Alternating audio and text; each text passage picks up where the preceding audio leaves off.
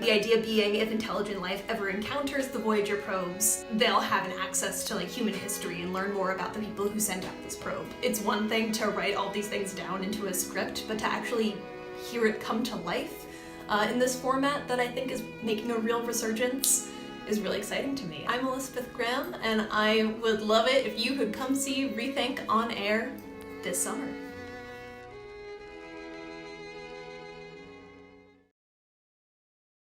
So Zombie Noises is a play about a high school science fair gone awry.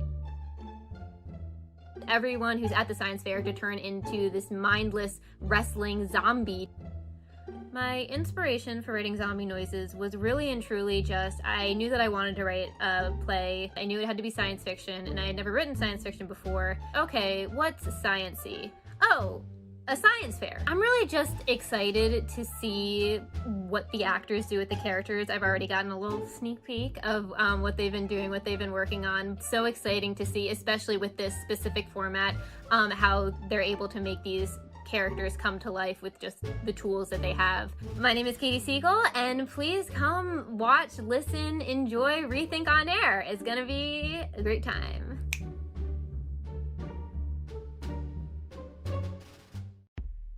On a lonely podunk town radio show, a caller jumpstarts a crazy night of alien conspiracy and cosmic abduction.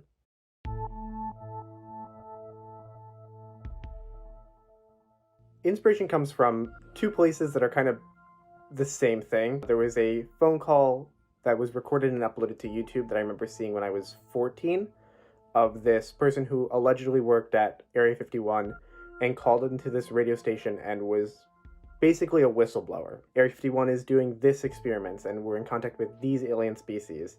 And then the call stops. And I'm really excited to see what ReThink does with it, especially with the incorporation of Foley sounds and live components for the sound. It's just really exciting to imagine. I'm Amir. I'm one of the writers for ReThink On Air. Don't miss it.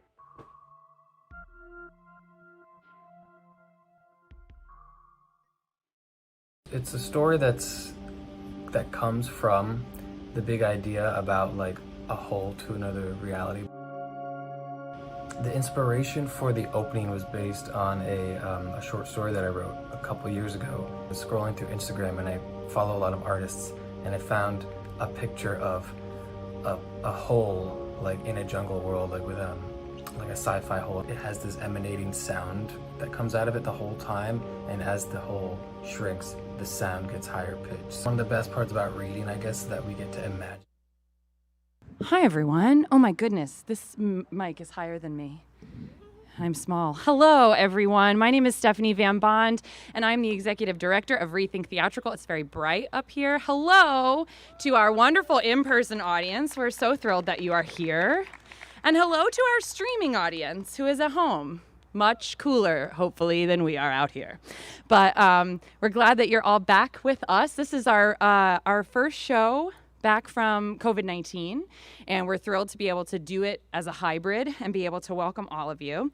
I just want to, for those of you who've never joined us at ReThink Theatrical before, our company exists to bring free and accessible theater to as many folks in Middlesex County and beyond as possible. And so we do that by making our shows free or suggested donation. You can pay what you wish to see our shows. You should be able to afford it, and you should have a good time. That is our hope, and I believe that will meet your needs this evening with the incredible work that we've done here. All of the shows you're going to see tonight are short. It's a series of 5 different plays. They are all written by incredible writers. They are original productions for us. They are bespoke to ReThink Theatrical. This entire process has been bespoke. So we're so excited to make the world premiere here this evening of ReThink On Air. Let's see, what else do I want to make sure I say to you? I took notes just in case. Great, so a few things I'll say is if you have any questions about ReThink or ways that you might donate or get involved with us, or if you want to learn more about what we value and how we make decisions or how we pick a season, you are welcome to check out our website, rethinktheatrical.org. If you are on that website right now watching, hello, welcome. You can make donations there. You can get involved with us. It's the easiest way to keep in touch with us is to actually sign up for our regular newsletter. We will not spam you. This is my Vow to you, you will not be spammed. So if you want to keep up with us, go ahead and fill that out. You're also welcome to follow us at Rethink Theater on Instagram and Facebook. That's the best way to know what's going on. And now that I told you all to use your phones to keep in touch, I'm going to ask you to turn them off. So if you're here with us, if you're at home, do you turn them off still? I mean, it's fine. But if you're here with us, turn your phones off. This is a predominantly audio medium, so we don't want your audio to add to our audio as much as possible. Thank you all for doing that. Okay, great. I think that's everything I wanted to say. We are genuinely thrilled to have you all here with us this evening, and hello to our live stream friends as well. There are more tickets available for tomorrow's show and next weekend's show. The next live stream is next Saturday, so if your friends and family missed it this weekend, have them join us next weekend. Without any further blathering on, I present to you ReThink On Air.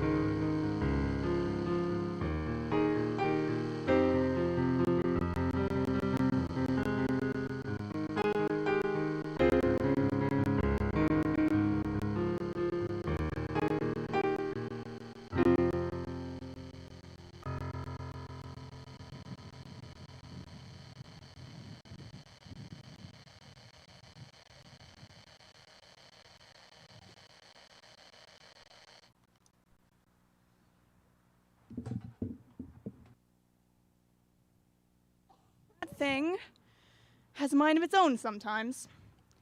I could have sworn I turned it off. It really is a remarkable thing, though, isn't it? The radio, I mean. In this day and age, the radio can be used to describe this old thing, or you can find it right on your phone.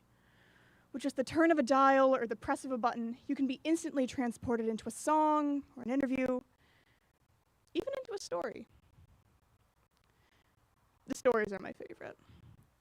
You know, books are great, movies are fun, but sometimes you just want to close your eyes and listen, or just zone out and gaze into the middle distance. Until you realize it looks like you're staring directly at someone who walked into your line of vision, and your eyes snap back into focus, and you gesture to your earbuds as if it'll save you from the person giving you a strange look, and oh.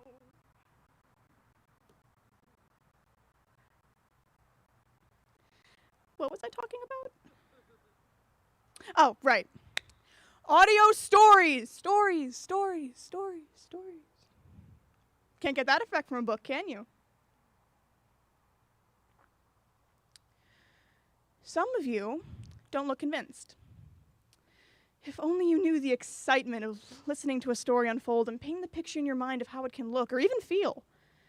With a radio play, when it comes to visuals, it's you, dear listener, who holds the power. For instance, say you close your eyes right now and listen to me speak. I could be played by anyone. I could be Morgan Freeman, or David Attenborough, or even Sigourney Weaver. Okay, I probably couldn't pull off Sigourney Weaver, but you get what I'm saying. If I could just show you. Do you have a minute? Let's see what's on.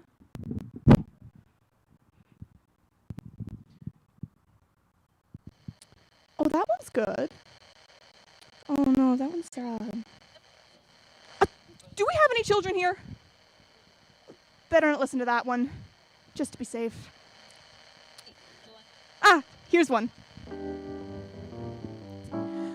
Zombie Noises, written by Katie Siegel and directed by Bree Bracey. I like this one because, well, it reminds me of what it's like to be young and to be full of so much confidence while also being constantly racked with self-doubt. It's a comedy, an adventure, a coming-of-age story. Also, it has zombies. Let's listen.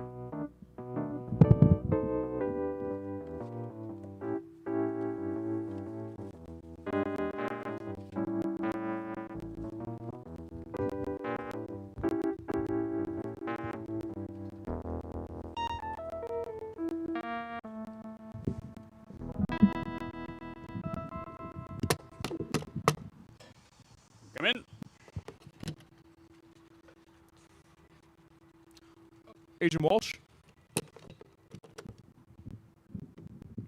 I just emailed you the files we pulled from the student's audio recorder. Perfect.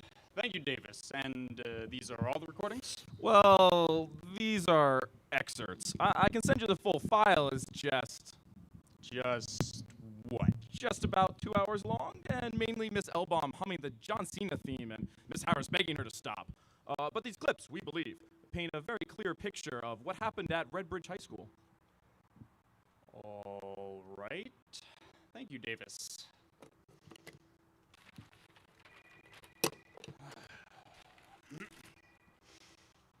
All right.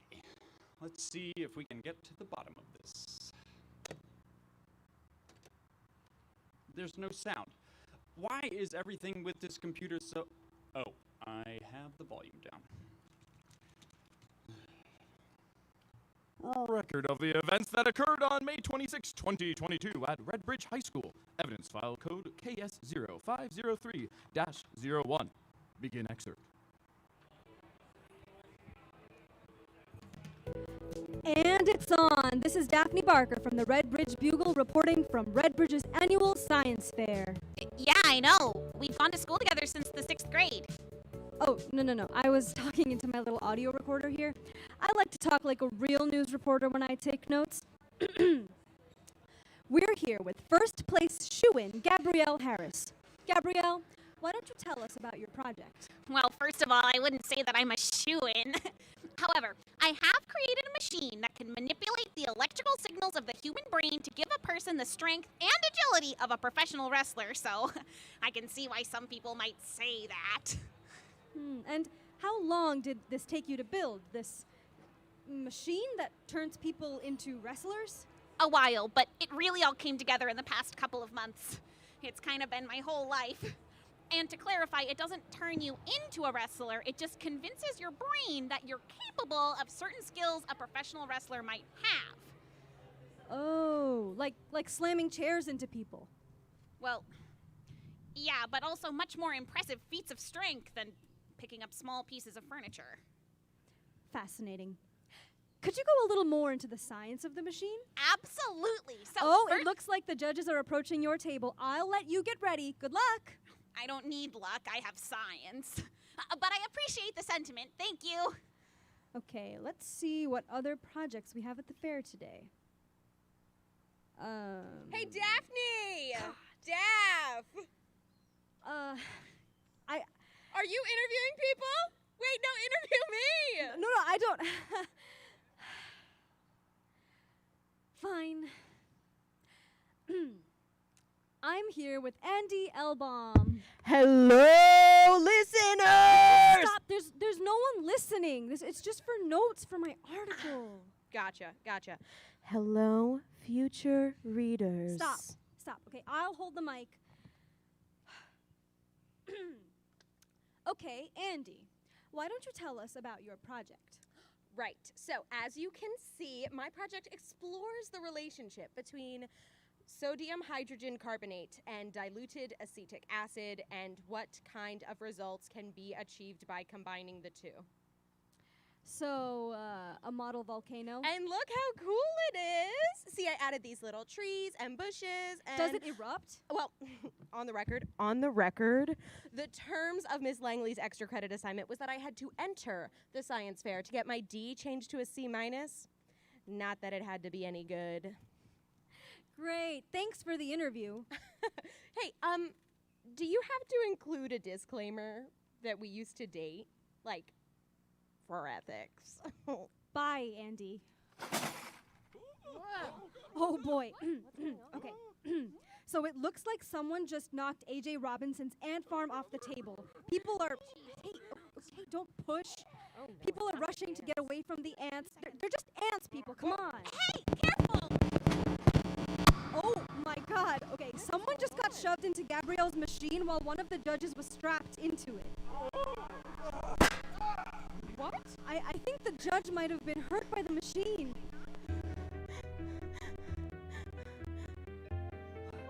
Oh, whoa, okay.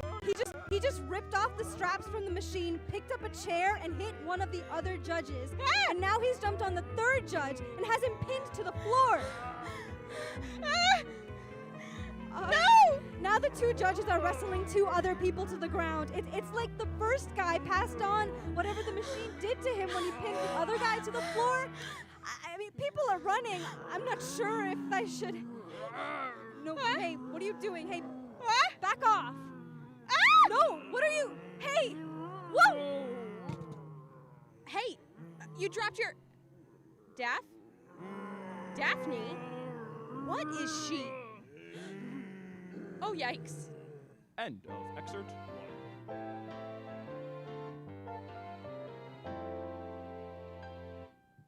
Agent Davis? Yes? So, a student science fair project was meant to give someone the abilities of a professional wrestler. But someone knocked into it and it went haywire, turning the judge into... A wrestling zombie. Coined by Miss Elbaum. Ah. Yeah, so essentially, all they want to do is wrestle anything or anyone in sight, and if they pin someone to the ground, that person becomes a zombie as well. Very bizarre. And family friendly. All right, thank you, Davis.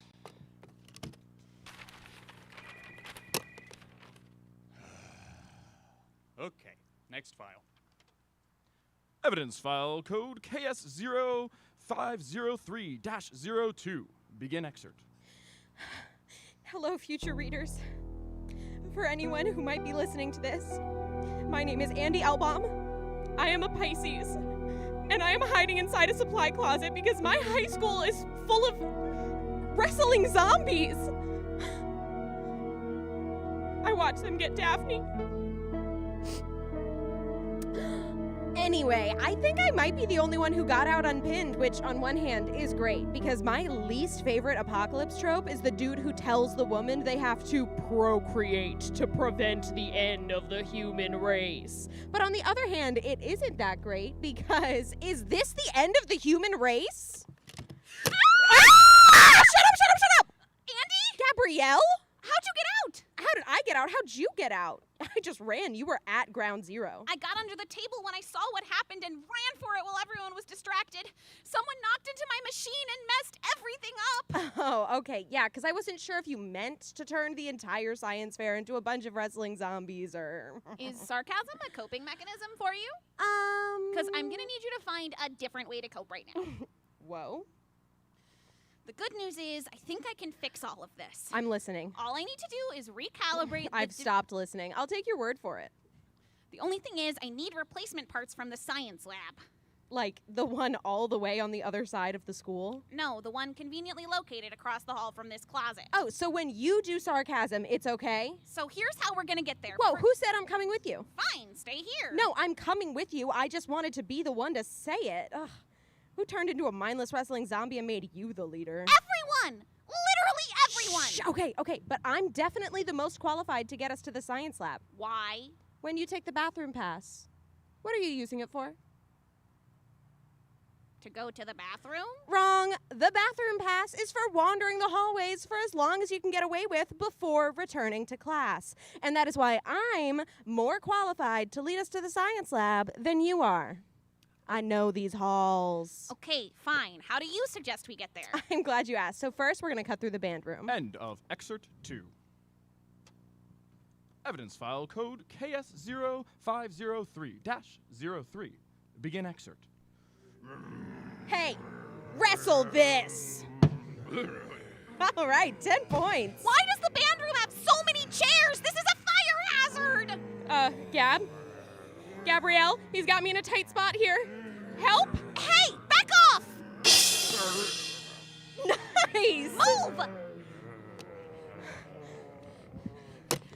Here, stop here in the alcove. Are you okay?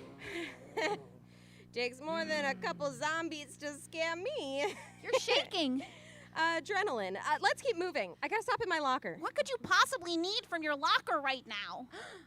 Should we try to call someone for help? You want to try to explain what's going on here to a 911 operator? Even if they do come, they're just going to get pinned and zombified. Good point. Are you still recording? Yeah, I thought Daphne might want to write an article about all this when we get everyone back to normal, so I'm documenting it for her. Oh, well, that's very considerate of you. Plus, I'll be the hero of the story, so, you know. That makes more sense. All right, well, here's my locker. Keep a lookout. If you see a zombie, the code word is ambidextrous. If I see a zombie, the code word is, zombie, run.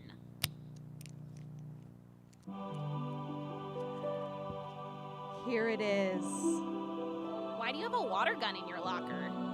Are you not playing Senior Assassins? No. I'm not spending my free time driving around town looking for classmates to spray with a water gun. Okay, but there's no way you spend all your free time building zombie-making machines. What else do you do? I don't know. Mostly studying. That's how I got into Stanford. And what are you going to do once you get to Stanford and realize you never learned how to have fun? I have fun. Here, take this. You got to learn how to loosen up. I don't want your water gun. I want you to take this and shoot it at the I'm next not zombie gonna we use the see. water Here, gun on just any- hold it. No, and you if you hold see, it. I just don't want- take the ambidextrous! Ambidextrous! Hey, over here! The power of the water gun! Gabrielle Harris sprays a zombie with water, blinding him. Andy, open the locker! Oh! And Andy Elbaum finishes him with a locker door to the face. Come on, let's keep moving. I think you knocked him out. Was that Peter Harrison? Yeah, ironically, he was my target for Senior Assassins. Nice use of the water gun. Thanks. See, I know you could have a little fun if you tried. Andy, that wasn't fun. That was terrifying. I just keep thinking, what would John Cena do? Mainly because he's the only wrestler I can name. I don't actually know much about him. Can you stop making jokes for like 1 second? We were fine. No, we weren't. That was the second time you almost got pinned by a zombie because you were messing around and treating this like some video game when we're fighting for our lives. And then you brush it off like it's no big deal. Whoa, hang on. You know, you've been telling me I need to loosen up when maybe you need to focus on yourself and learn how to take things more seriously.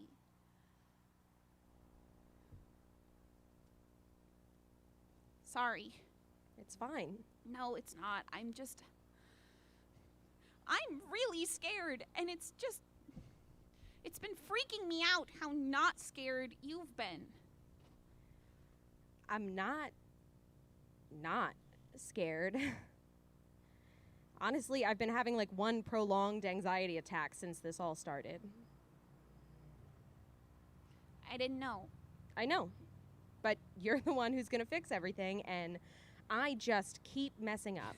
You keep messing up. My machine made this whole mess. And I'm not even sure if I can fix it. But you have that whole genius act. Yeah, well, I mean, I'm going to try. I'm just not always as confident as I seem.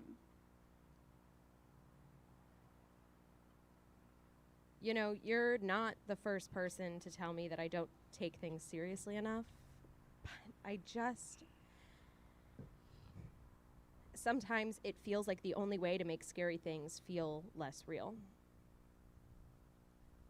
Is that why Daphne broke up with you? What? I'm sorry, I just heard things. Yeah, pretty much. Well, once we get to the science lab, fix the machine, and get everyone back to normal, I bet she'll be super impressed with how you saved everyone. Well, we can check one of those things off our to-do list. Oh my god, we're in the science wing! Thanks, Andy, you did good. Thanks. End of excerpt 3. Davis, I can see you peeking through the window.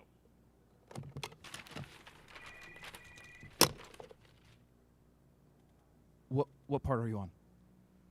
Miss Harris and Miss Elbaum just fought a zombie with a water gun and a locker door. Wasn't that intense?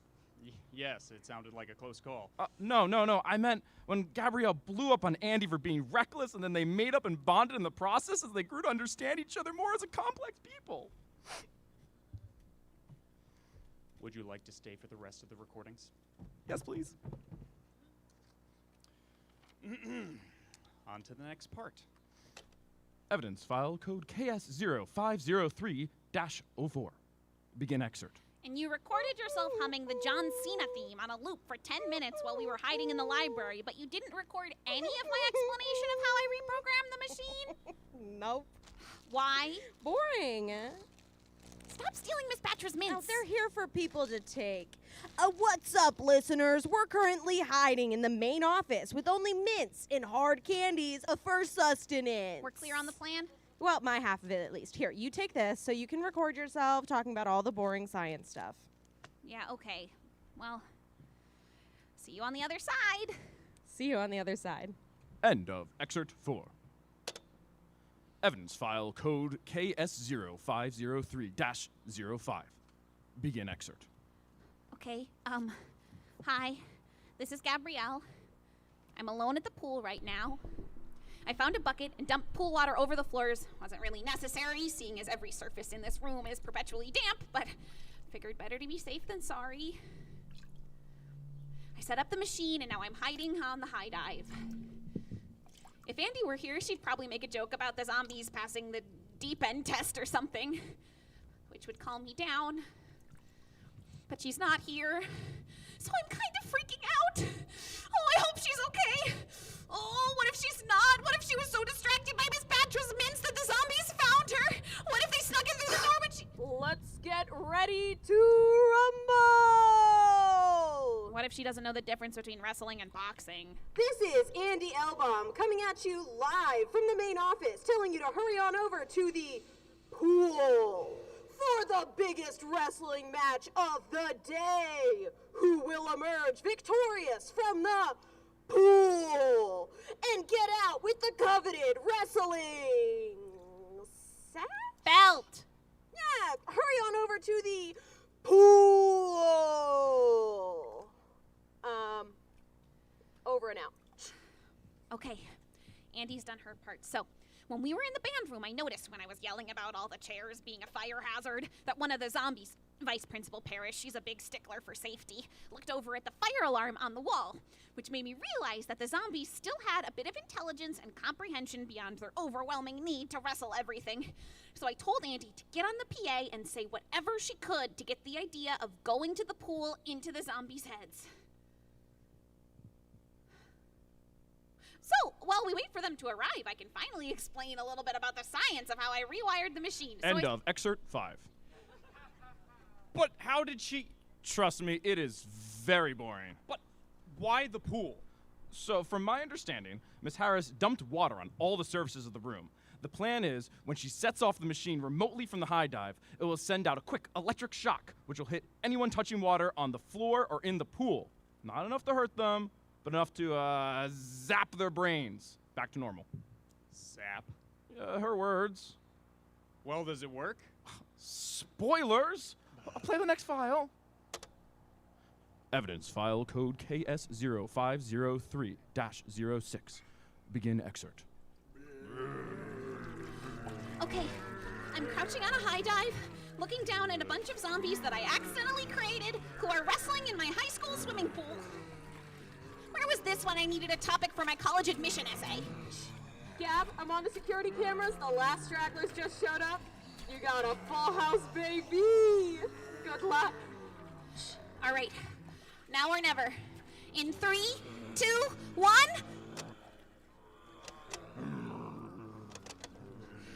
Uh-oh. Hey, dude, I can't see where you are from this camera, but I think now's the time to do the thing.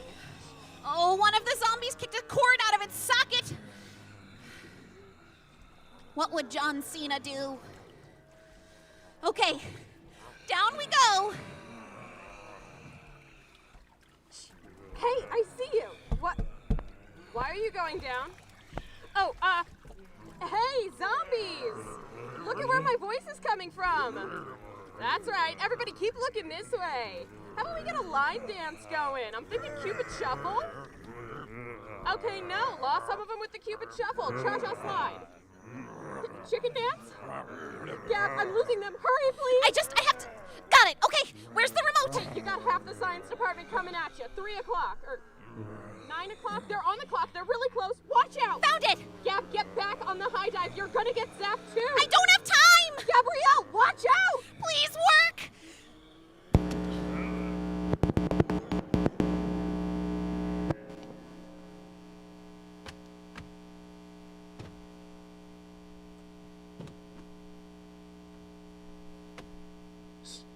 End of excerpt 7. Evidence file code KS0503-08. Begin excerpt. Gabrielle? Gabrielle! Oh, shoot. Sorry, stepped on your hand. You're unconscious. It's fine. Gabrielle!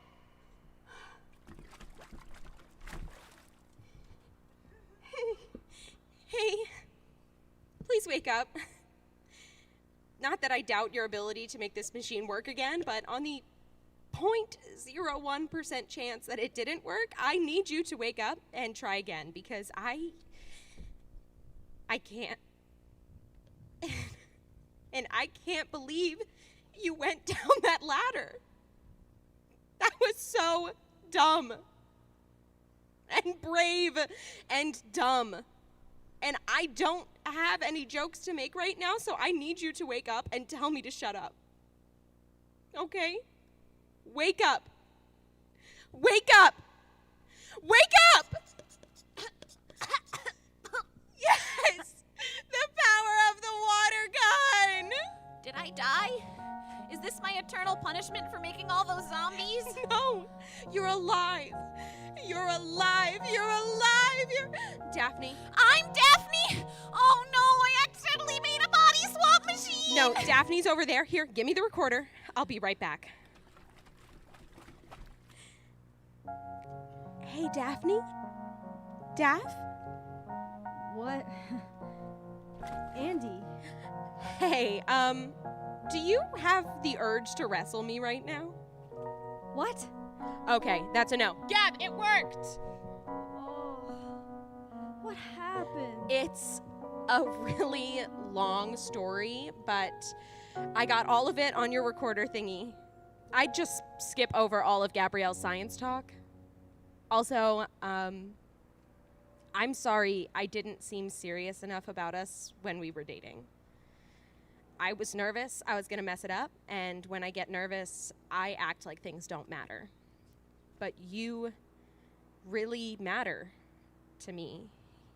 And yeah. Oh. Okay. Well, thank you. I'm drenched in pool water right now and can barely remember how I got here, so can we talk about this later? Yes, of course. I'm gonna go check on Gabrielle. You good? Yeah. Okay, I'll be back. Hey. Hey. Say, my name is Gabrielle, and I am super smart and brave. I'm not saying that. Say, my friend Andy taught me how to loosen up and take risks, and now I'm even cooler than I was before. I'm gonna push you into the pool. Thanks for distracting the zombies with the PA. That was smart. I'll never be able to dance the Cupid Shuffle again. The dance world has suffered a tragic loss today. So, who do you think's gonna win the science fair now? Honestly, I think my volcano has a real chance.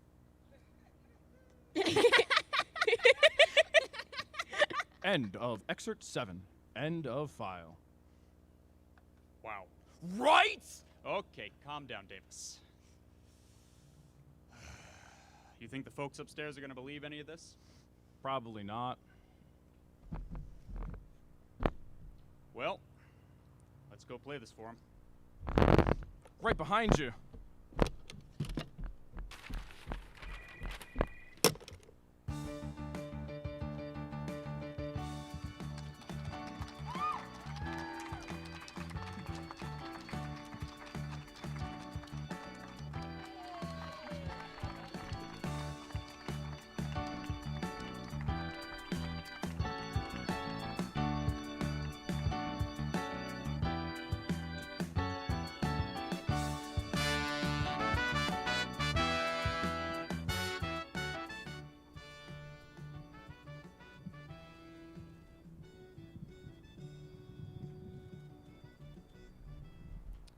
We all have expectations for ourselves, no?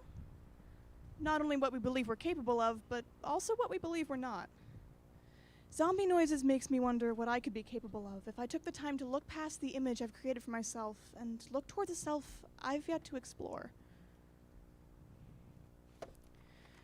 It also makes me realize that I probably couldn't take down a zombie.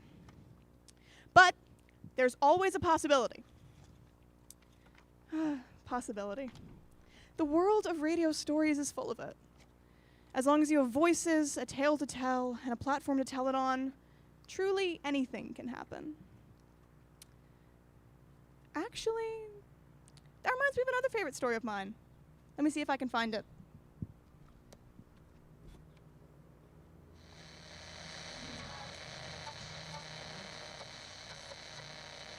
Ah, here it is. The Midnight Stretch, written by Amir Gad and directed by Adam Volerich.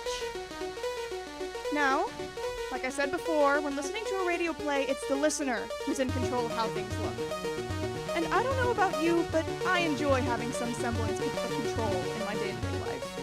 It makes me feel safe. So what if, one day, someone or something threatened to take that all away?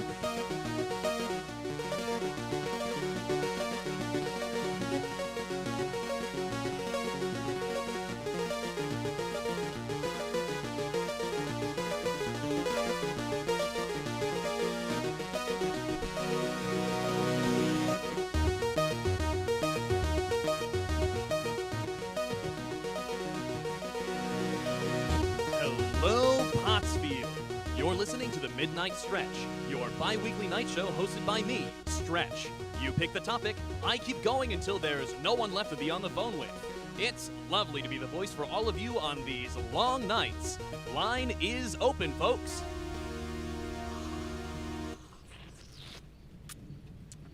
All right, I'll go first, I guess. Do you know what I read in a book today? Sound goes on forever. Through time, through borders, through everything. Ghost frequencies from the other side of the world could end up here if you tune in right. I bet somewhere out there, there's my voice. Somewhere outside of Pottsfield, outside of New Jersey. Just like voices coming in, there could be soldier reports from like the 40s, loose out there going in loops. Who knows? I'm just thinking out loud here.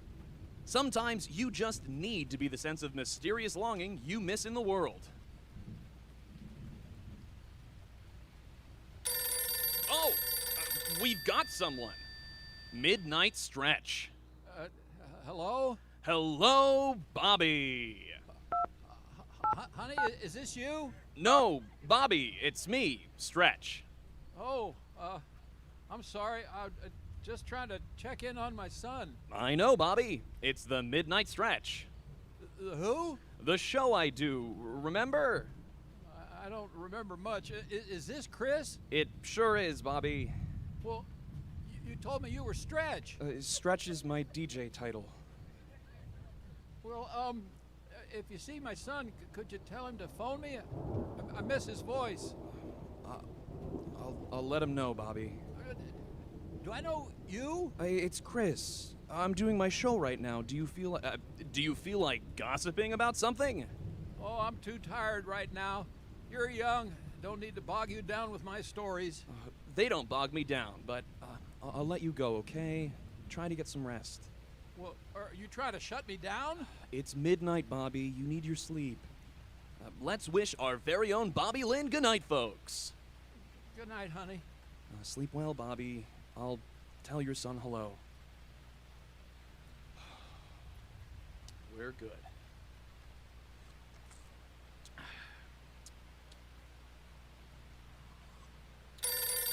Oh. Midnight Stretch.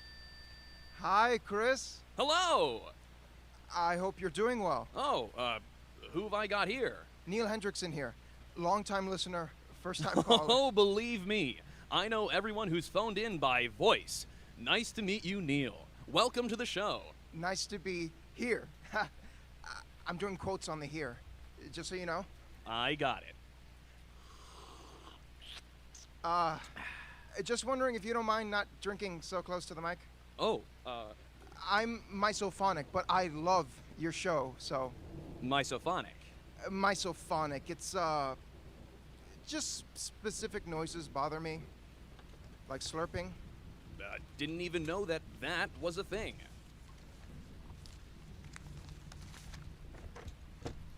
You're doing something?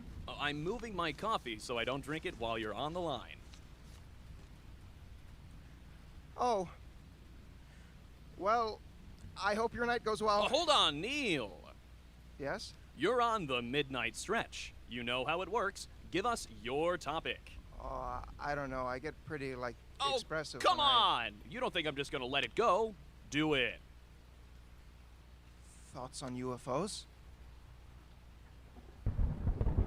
I guess I could consider UFOs being out there. Why? I've been witnessing something weird. Incredible, but super weird. The floor is yours, Neil. How did the UFO look? I'm not joking. I didn't think you were. Your tone seemed like you're not taking... forget my tone. Tone is for, singers or bodybuilders. I'm not joking when I tell you to tell us. Okay. It's nighttime.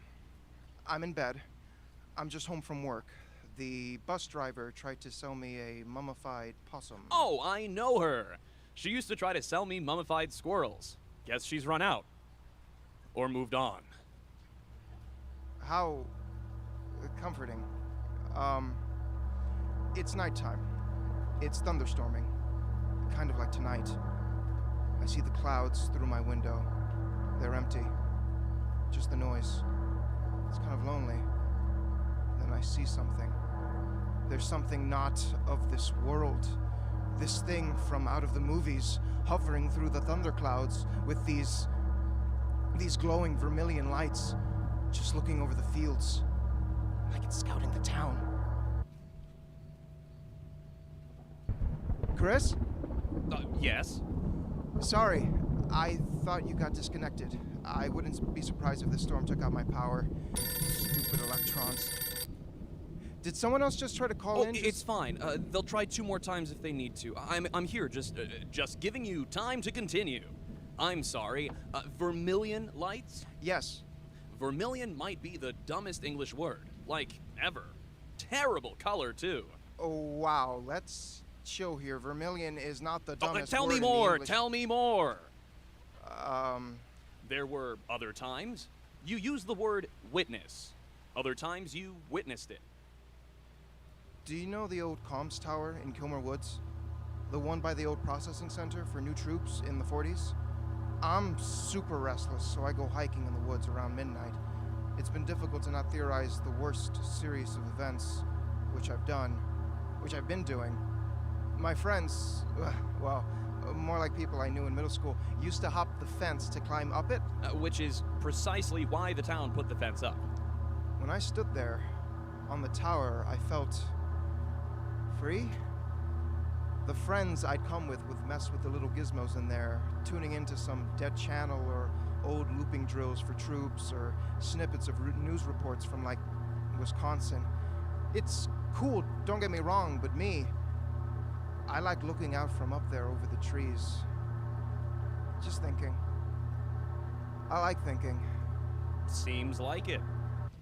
When I went hiking, it'd been 1 week since the first time I witnessed it. It's nighttime. Thunderstorming, of course, but I don't mind getting wet. There was this drone, this endless droning. I felt like I was drowning in it. The ship's hovering just on top of the tower, just suspended there. The wind feels electric. Listen. The memory's in your mind, my friend, not mine. Right. Sorry. It's okay. The vermilion lights I mentioned were dim. Not out completely, just dim, like eyes. There's this wire type thing coming from its bottom side, the belly, I guess, slinking into the window of the tower. I could listen to the radio, your voice, your show, mixed with hundreds of others, flipping through everything they could find. They were tuned in. They were listening. They were listening to us. Okay, so you lied to me before. Rude. Excuse me? You're giggling. You're drumming your finger on your desk from boredom from my story. Oh, wow, my mic is good. You told me you weren't joking with me, but clearly you're not the one taking joking me with me, right? This isn't. It is! I'm telling you the truth. You believed me. I thought we were, like, becoming friends. You were being friendly. It's my job to be friendly. It's how this works. Listen to me. I'm trying to tell you that You will not yell over me on my show. Okay. You're right. I'm sorry. Yep, I'm cool. I'm sorry too for yelling. Okay. Well. So, why is it here? I don't know. They could. You believe it's UFOs, though, right? Sure, it's UFOs. Why even tell me this? Why choose this show? Why choose me? You legit told me to bring something up. Bonus is you seem intelligent. We could try to figure it out. I'm fine doing things by myself. It's beside the point. I prefer to do it with someone I like. Oh my gosh. Is this... I'm your celebrity crush. No. Kind of. Oh? Oh. I like you. I think liking someone is bigger than crushing, I guess. Well, it's nice, okay. Why did you keep me on here? Through the UFO nonsense? I do this show for the town, well, by the town. It would be wrong to silence you, but please, go on. My point is, they could be everywhere. They could just be observing. These thunderstorms could be synchronized by them, something to keep people inside so they go undetected. I think they tried to listen in on the frequencies the comm tower kept giving out on the defunct stuff up there, trying to know how we work, how to use our words, or... They could be using us, like crops, or like livestock. Think, we observe how mycelium forms, how it grows, we nurture it, study it, find the best methods to use it or control it. Why would they be different? Okay. This has been a fun story, but we're kind of at our limit here. So you still think I'm joking? I believe you think this is real, or this is what you believe to be true, but if you want to convince anyone, you're gonna have to be more concise. Right, but the theories I'm working on, they're big theories. You need to go through huge conscious jumps of unhooking everything you know. You mess with the possible, not the definite. It's difficult to do. Well, I'd love to know how you do that. Well, I could show you. Oh no. Is something wrong? I'm getting some type of feedback. They found me. I don't know how, but they found me. They're here. Oh my God, they're here. Where do you live? I'll drive down to where you are. 1961 Hill Street, but we're out of time. I'm looking through the window. The ship is rusty, or looks rusty. It's covered in this weird fiber-looking thing. No doors on it, looks like. It's squished like it's just this big, not too big, roughly the size of... Oh, hold on. Hold on.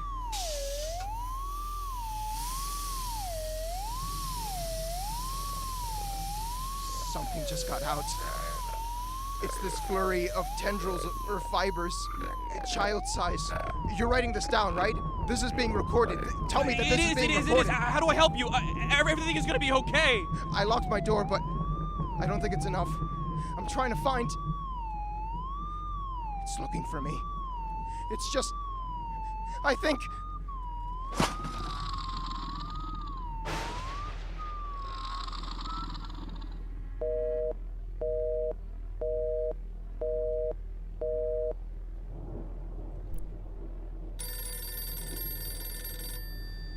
Hello?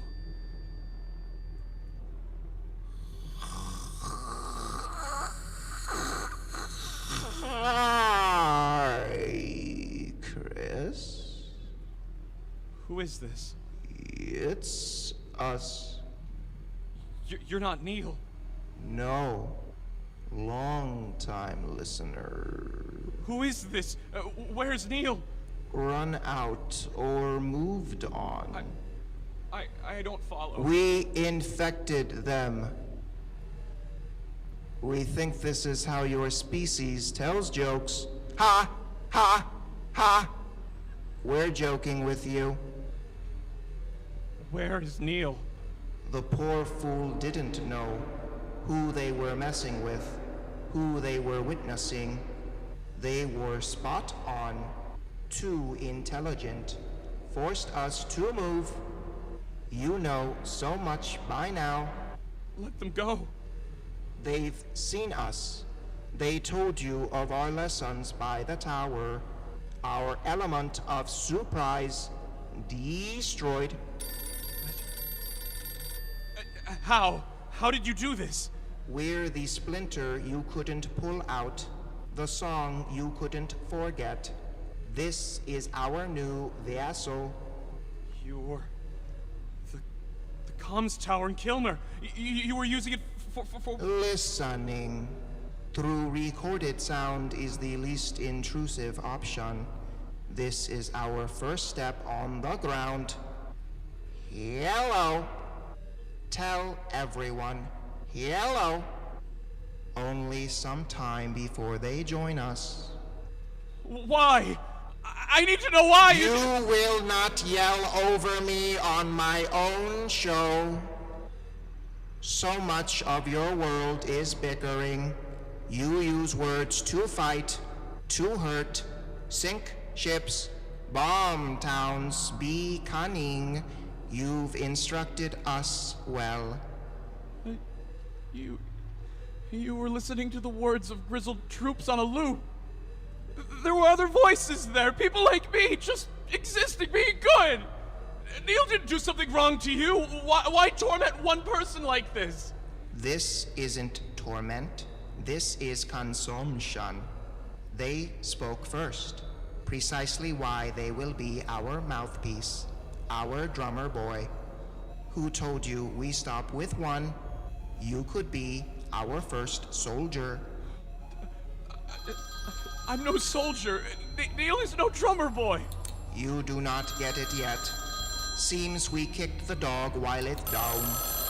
To consume you is to control you, to be you, to be the perfect soldier. We consumed your friend. We will consume you. We will consume everyone you love. They sound so excited to meet us. Like mushrooms blooming in sunlight, we will flourish. We will flood. It is fun. Shut up! Just stop! Be quiet! This will be our world soon. It is destined. Give in to us.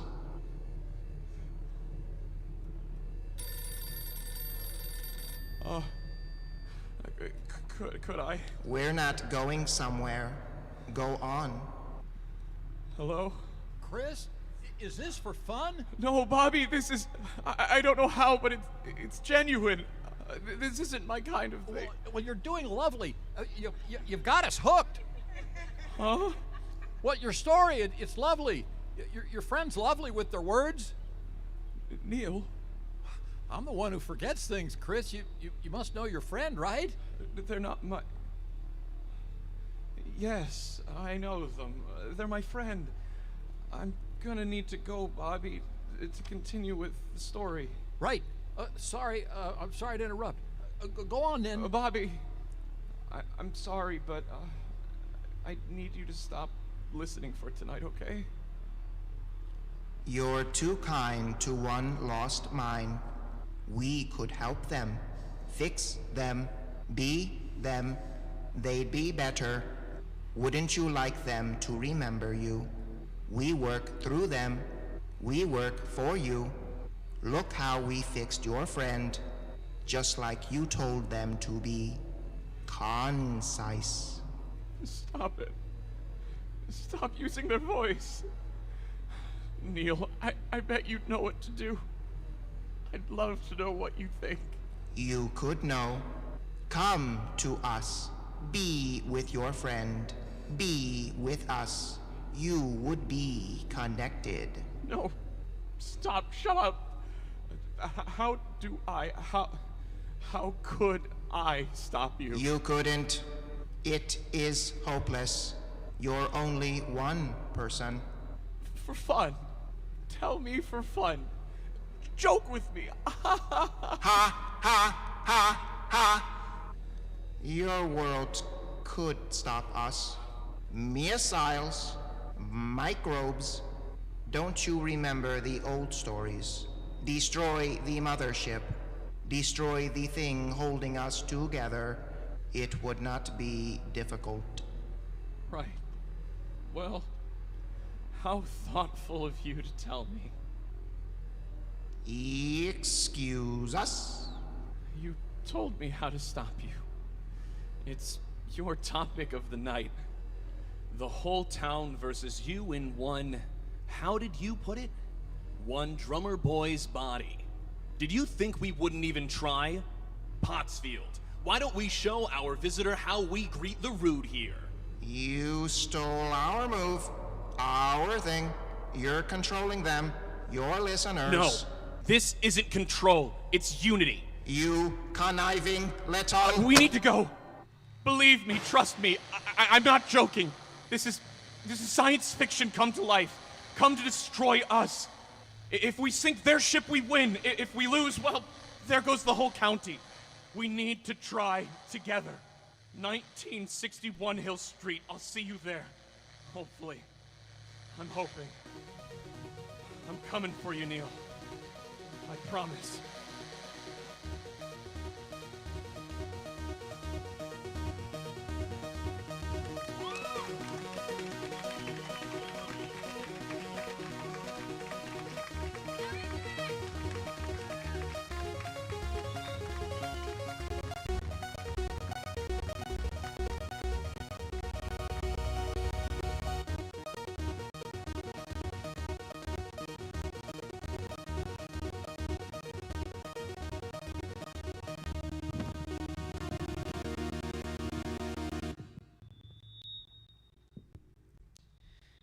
I won't give away what happens to the town of Pottsfield.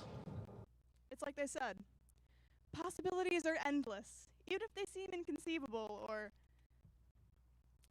Let's not dwell on the worst case scenario. I've seen my fair share of controlling figureheads in my day, but aliens might just take the cake. In those stories, it all comes down to the mind. The mind is the powerful tool human beings are given in their life. When I listen to the radio, the stories and the worlds they exist in become real. And that's all the mind's doing, my friends. It's the tool of endless possibility. Just a second. Our next story is less about possibility and more about opportunity. It's a wonderfully heartfelt story about heartache, I suppose. The Opening, written by Matt DeMiller and directed by Miss Melissa Gabilanes. Our mind imagines worlds, but it'd be amazing if we could fall asleep one night and wake up to find our dreams materialized. Think of all the things you could do with a completely open opportunity.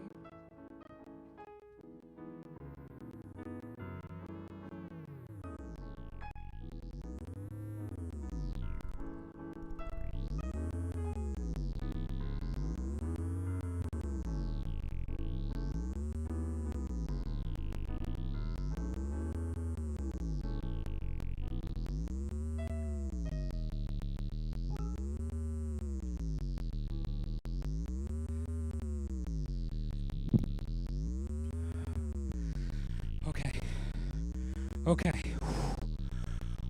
Testing Sam's recorder. Testing.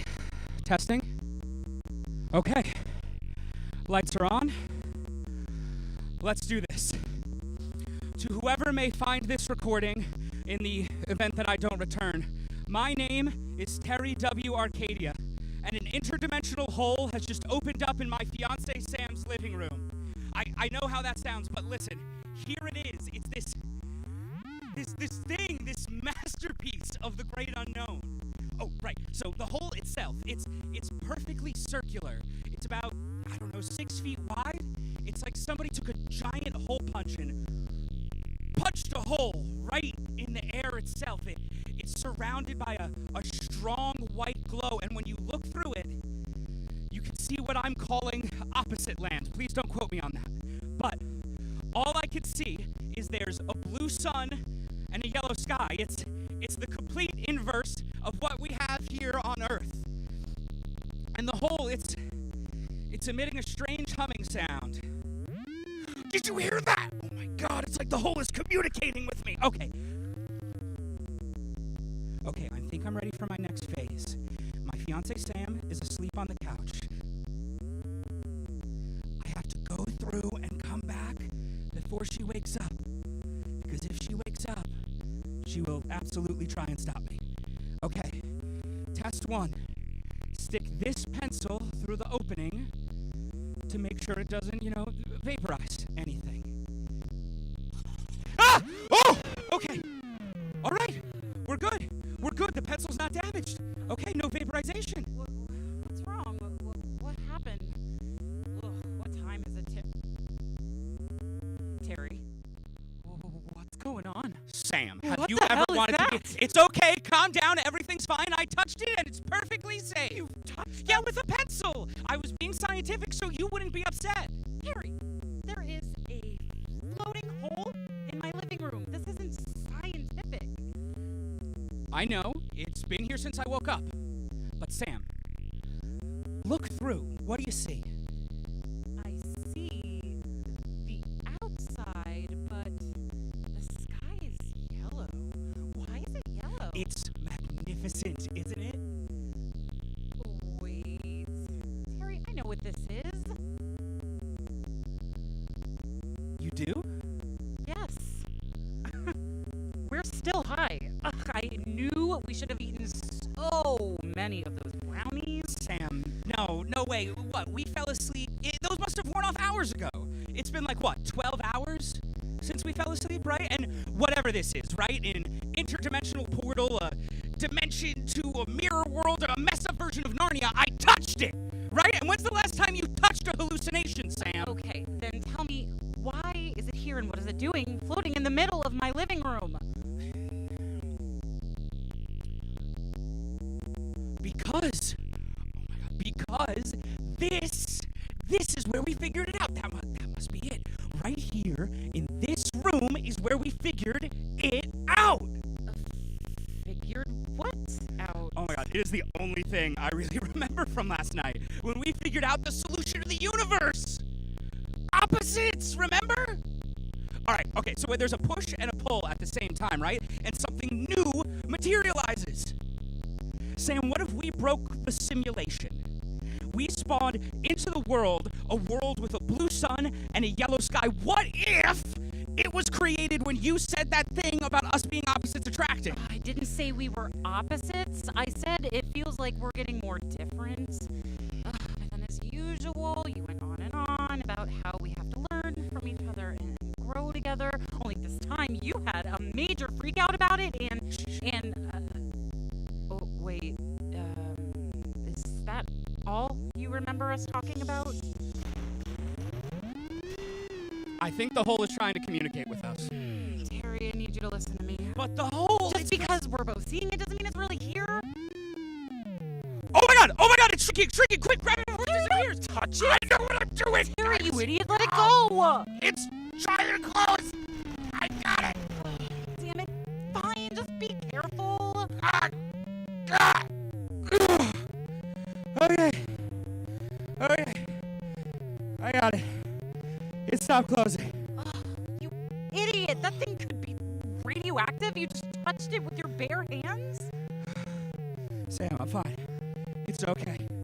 But the hole's only like 4 feet wide now. We gotta go through while we can still fit. What?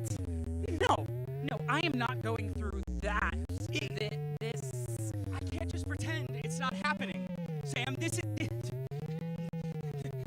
is one of the most significant occurrences in all of humankind.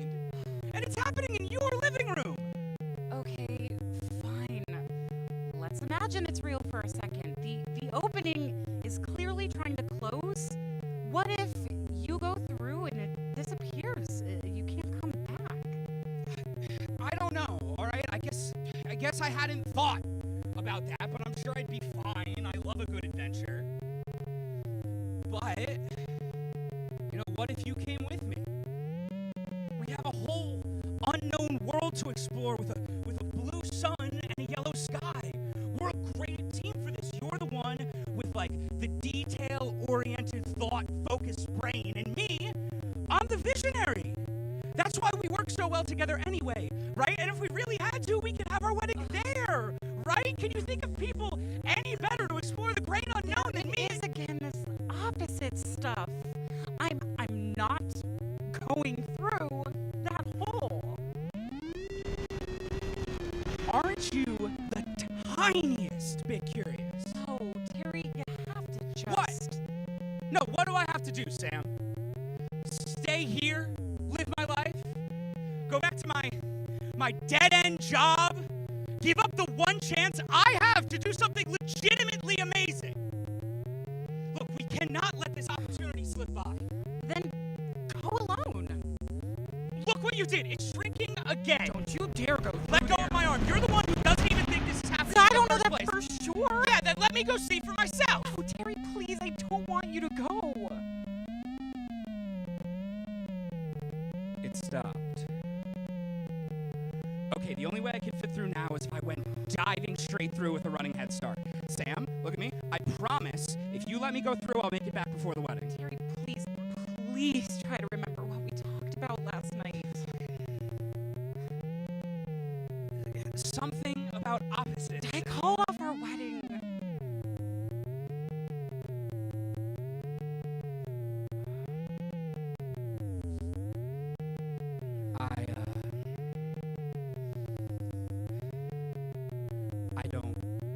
I don't remember you telling me that.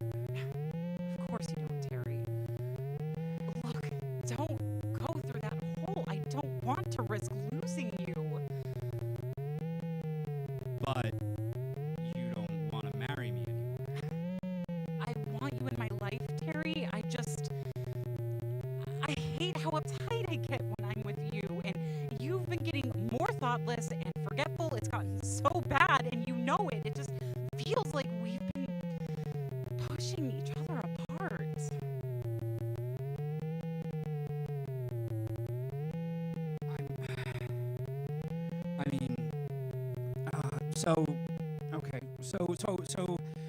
So it's me. It's me then. You feel like you have to parent me, and we get stuck in those roles.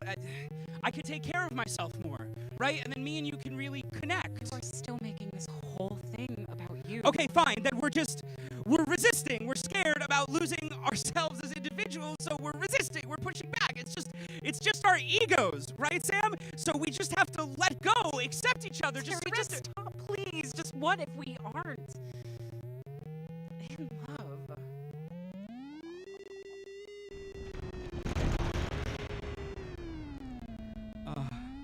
Terry, I'm sorry. I didn't want to tell you last night. It just came out. You were in such a good mood, and that's when you went off about everything being opposites.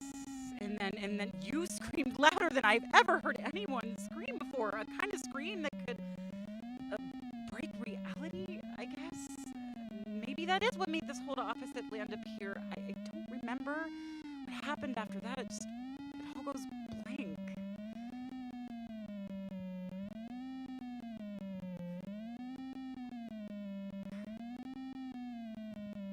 Terry, are you okay?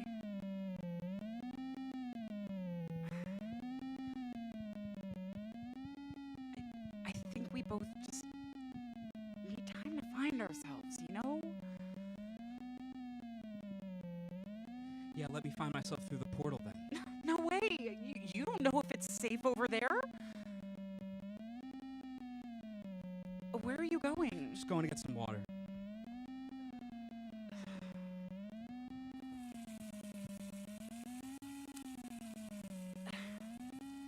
It's going to be okay, Terry. How about this? I'll still work with you on this portal thing. We can try to find a way to try and make another one, be more cautious about it. Terry, what are you doing in there? Are you listening? I can't let you stop me, Sam! Terry, stop! Terry, you idiot, can you hear me? Are you okay? I'm stuck! I'm stuck! Yeah, I can see that. Oh! It's squeezing! It's squeezing on me! My gun is holding it open! Terry, stop kicking! I'm pulling you back! I'm gonna get sliced in half! My upper half in opposite land and my lower half in the regular world! Display my bottom half in a museum, Sam! Promise me that you will!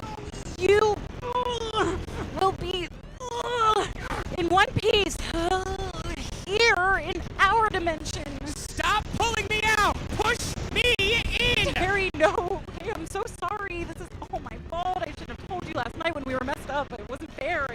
I don't want you out of my life. I definitely don't want you out of my dimension. Oh! It's listening! It's listening! I think I can make it through! Terry, no! Oh, God, Terry, are you okay? Can you hear me? Yeah, I'm okay. Wow, I'm here. It's really the most beautiful place I've ever seen. No, don't close, stay open! I'll be okay. Yeah. I'll be okay, Sam.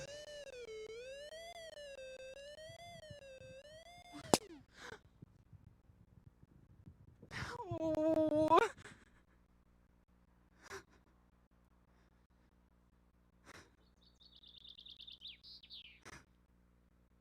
It's gone. And Terry's really gone.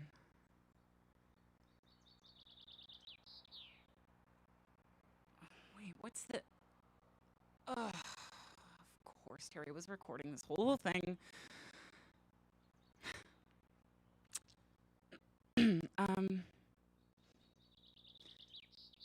To anyone that might listen to this, Terry made it through the opening. He said he'll be okay. I guess all I can do is believe that. I don't know if there's a way to come back, but I guess either way, he'll be okay. We'll both be okay. Gotta believe that.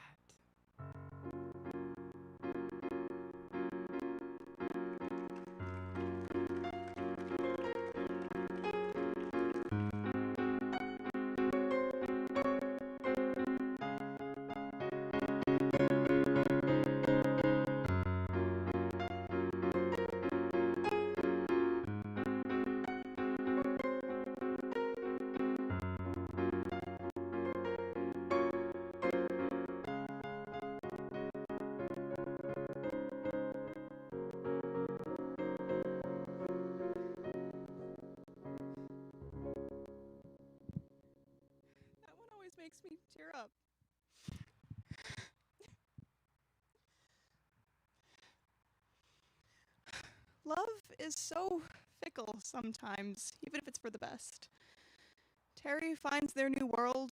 Sam is one of us.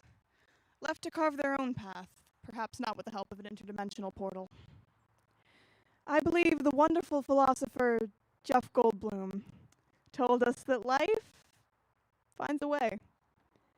It may falter, it may be rough, it may end, but it continues on, somehow.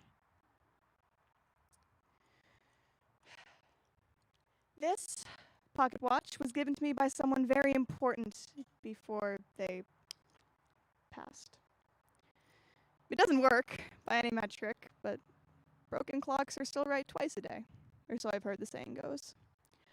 Judging by the barometric pressure, the placement of celestial bodies in the sky. One moment, please. And the funny radio notice that goes, "Do you know where your child is?" I can't believe it. My clock is correct right now. The next favorite story isn't for roughly 10 minutes.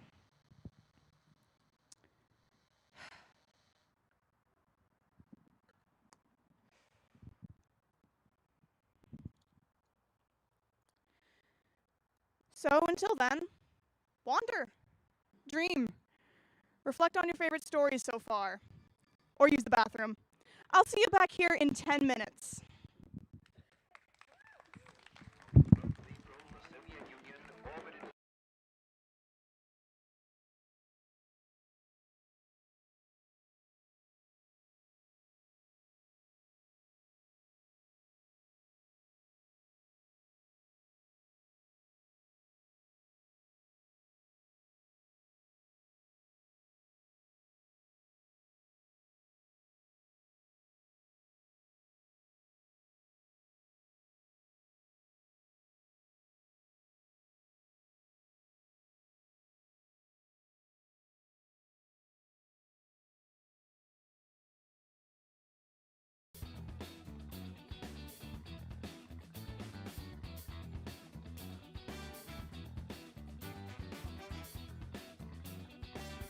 Was it hazardous? Yes, it was. The first strides into the unknown were about to be made.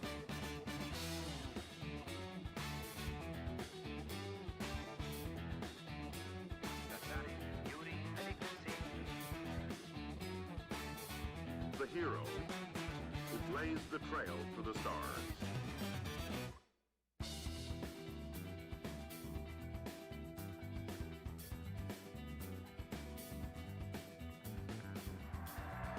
One of us was with Yuri Gagarin as he orbited the Earth 190 miles above us. Astronaut to Earth. I can see forests, rivers, cumulus clouds all around. Everything's so beautiful. It's wonderful. It's wonderful.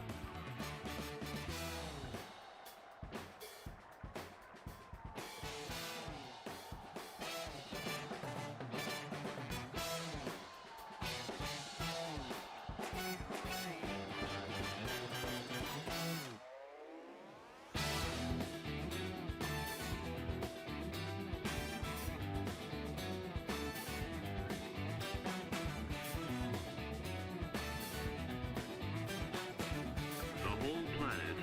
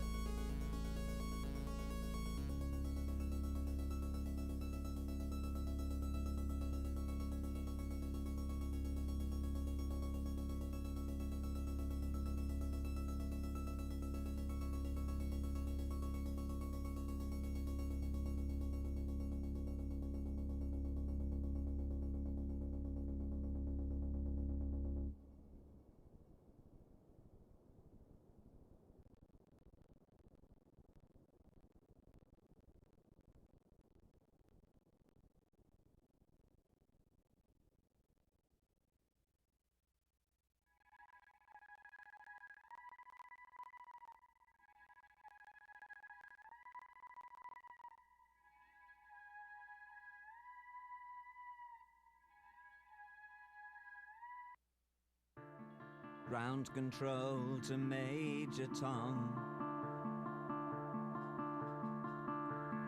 Ground control to Major Tom. Take your protein pills and put your helmet on.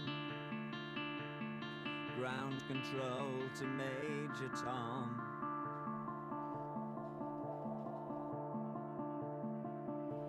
Commencing countdown, engines on.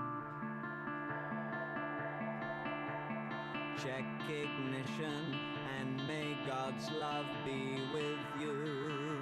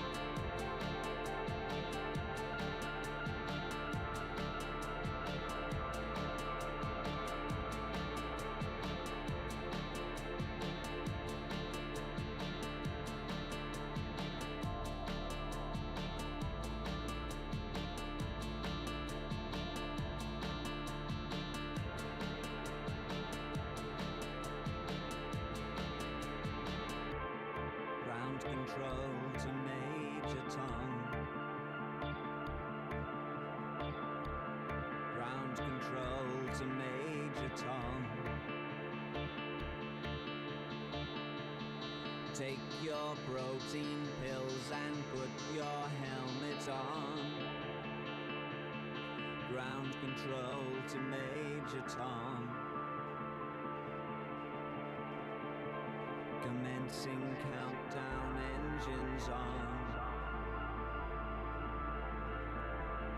Check ignition, and may God's love be with you.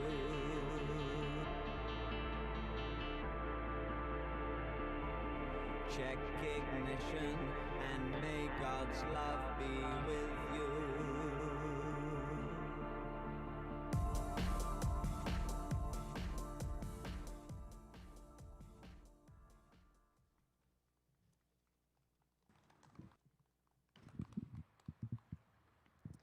Did anyone else sorely misjudge the amount of time 10 minutes is? Sometimes it's long when you're sitting in the classroom and staring at the clock, begging time to move forward.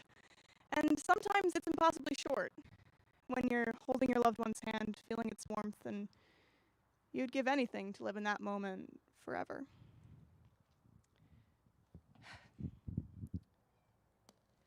We sure do apologize an awful lot for time, don't we?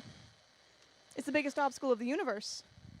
It flows, it melts, it goes too quickly for us to properly enjoy it and life equally. There's books and movies and poems all about it, but go find them on your own time. We're about to slip into a story beyond life. Bjorn Again, written by Hannah M. Lynn and directed by Sam Kelly, where the human race has mastered death and therefore will never have to make up for lost time. Mistakes still happen, though. Mistakes are always inevitable and permanent.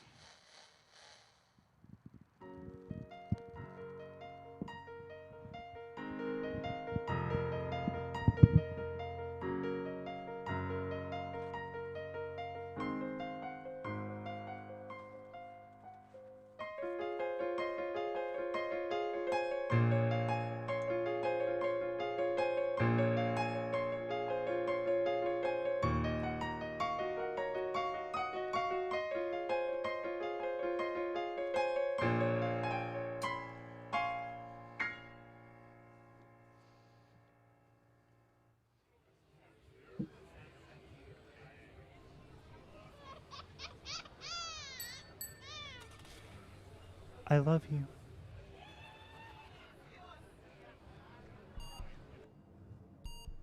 Bjorn! Oh god, he's smushed! Bjorn, stay with me!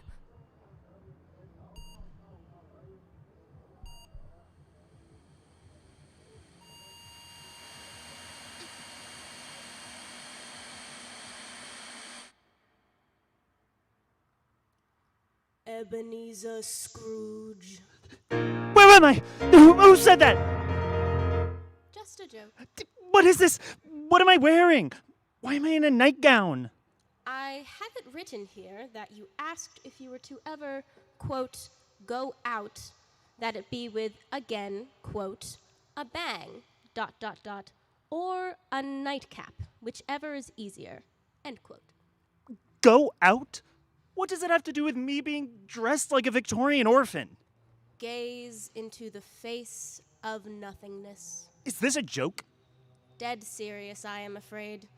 And unfortunately, I am not in the business of pyrotechnics, and your fate was predetermined before entry into this realm.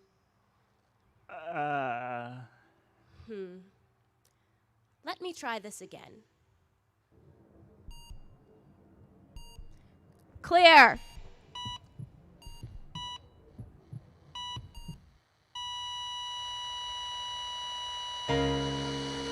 Bjorn Radstead! Ugh! I didn't like that at all. It felt like Pins and needles. Yes, this is common. Okay, and yes, Bjorn, that's me. Or was me. I thought you'd be skinnier. I am not a temporal being. I do not need sustenance. I meant, a skeleton. Ah, yes. I often appear as a skeleton to those who are reaped, sometimes with a scythe, always in an ugly, ill-fitting black robe.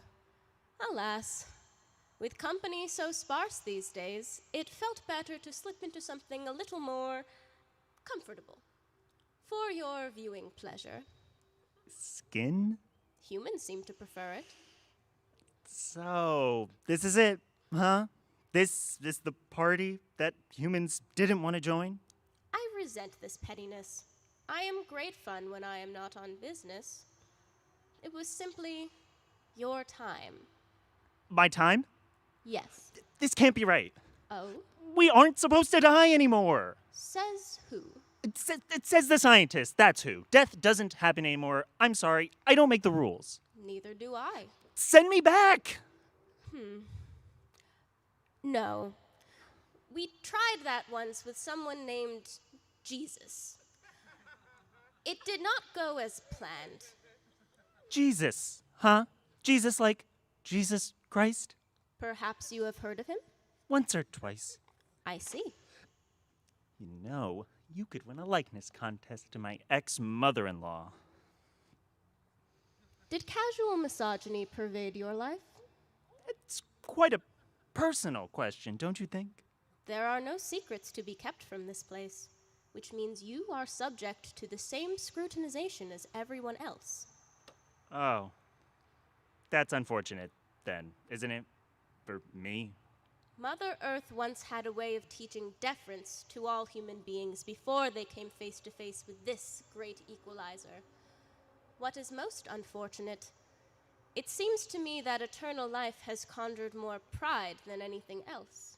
So this is hell? No. No, but I'm sure that pride is a sin. Or something like that, right? Didn't you mention Jesus? In a place where self-consciousness is defined by differences, punishment is most often self-imposed.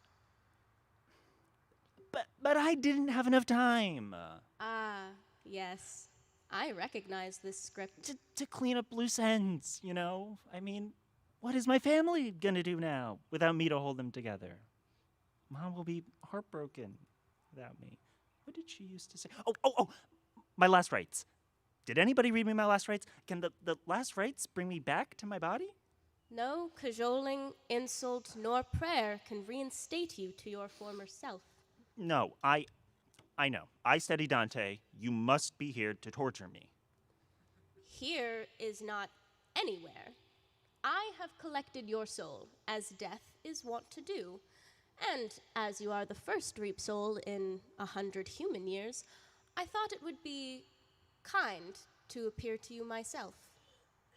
Death. Kind. It is more likely than you might think. I'm sorry. I'm more of a visual person. Can you explain this to me a little slower? Can you, Walt Disney this for me? Until your species took death into their own hands and made it no more, this was all there was and all that would be. Ashes to ashes, dust to dust. 200 years of development, of longevity, of ceaseless safety. No souls to worship the unknown, no cult of death to prepare mortals for their next existence. Then 100 years of nothingness. 100 years of life. And for death, that is me as one might suppose, 100 years of boredom. Now time hails as king. Oh. But other things die, don't they? I had a hamster that died. He did die, didn't he? Hamsters are not natural conversationalists. Well, what usually happened to humans? In the before time. If you are referring to the time when all humans would come face to face with death, a time before the return to eternal life, then I am sure you will be surprised that not all souls wished for their immediate end. In an effort to secure customer satisfaction, and in order to meet the constant demand, I had to do what was best for my brand. Like all growing business entities, Death Incorporated. But what happened to my body? Whatever was stated in your will, I am sure. What's a will? No will. Interesting.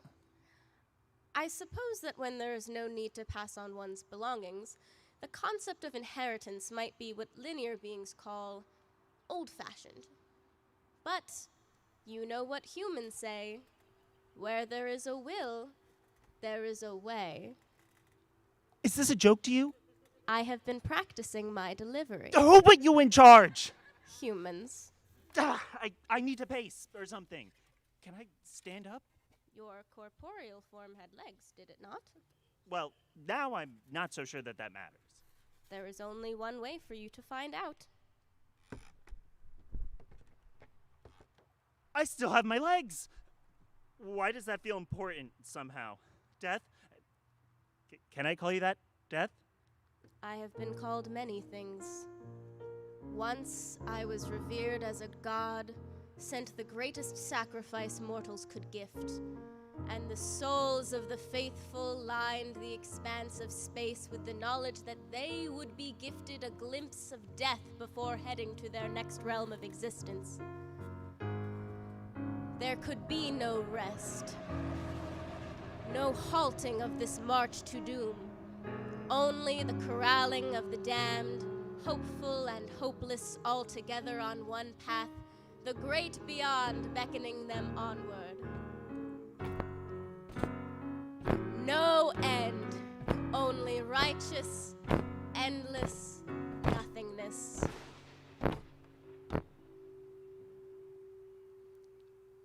Is it okay if I call you Sharon? After your ex-mother-in-law. What about Val? Because you look like a Val. You may refer to me as Death, Destroyer of Worlds, the Unconquerable, Reaper of Souls, Regent of all mortals, Shifter of Consciousness, Keeper of Secrets. You didn't really answer my question. You asked for my name. No, not that. What I asked is, why do my legs feel important? Sharon, how did I die? I have made it a rule never to discuss physical matters with incorporeal spirits. It leads only to distress. It couldn't have been that bad. Second-hand embarrassment is killer. You went through the trouble to tuck me into bed, and you won't even tell me how I died? I have made your bed so that you may lie in it. I just want answers. Death is the most straightforward answer in this universe. No, wait. How callous of you to think I have elsewhere to be. Did any other linear beings accidentally meet their mortal downfall today? I remember a piano. Give us a song, you're the piano man. And a rug? Persian. And a set of stairs. Like Tom and Jerry? Not the most elegant death I have ever seen. They couldn't save me. Sometimes there is nothing to be saved. Smushed. Like Huh. a grape. It's all coming back to me.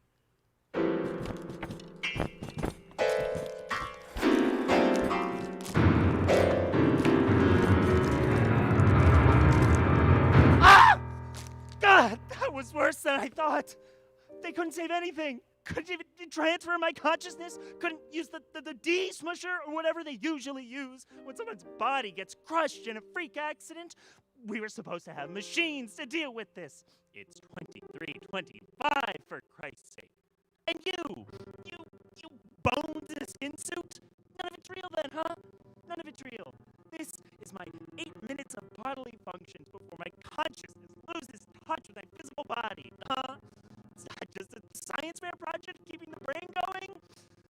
But wait, maybe there's hope, right? Maybe they can plug me into the internet and let me surf the electric grid like in that documentary on the Discovery Channel? No. For the final time, you are dead. And you were bones in a skin suit until just recently. Then why did I feel that? Again, it's like I... Some people die 100 deaths every day. No. There will always be a need for death. I have decided that not all death is physical. On whose authority? Mine own. If all death was physical, I would simply cease to be. Dreams alone cannot sustain ideas.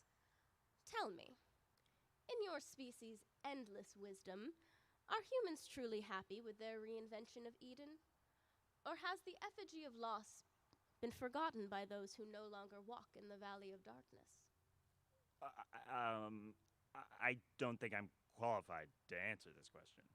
As the only dead man in 100 years, you are objectively the most qualified. Don't you think we deserve a little slack? Huh? Humans invented an elixir of life. Can't you just take a vacation or something? Maybe you could open up a comedy club. Death takes unemployment very seriously. What's going to happen to me? I remember now, the stories. I can feel them around me. They're talking to me. The legends. They still exist. They were called cemeteries, and the cults of the past would bury corpses there and worship them so that they might live again one day. The cult of death, they worshipped you! For thousands of years, it was called Christianity. This must be purgatory. Humans are so woefully misaligned. How quick they are to forget. Easy for you to say. You're an abstract concept, a floating robe, a myth trying to scare me straight. Well, it won't work. I may have been a bad husband, maybe even a bad father, but I wasn't a bad man. No, sir. No, ma'am, I was not. I donated to charity.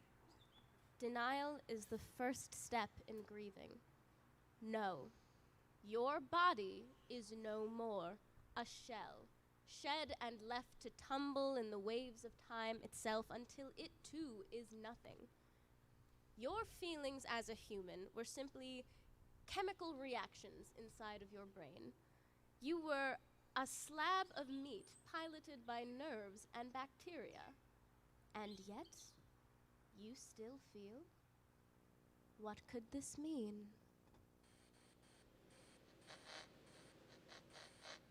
Ah, yes. That would be the father.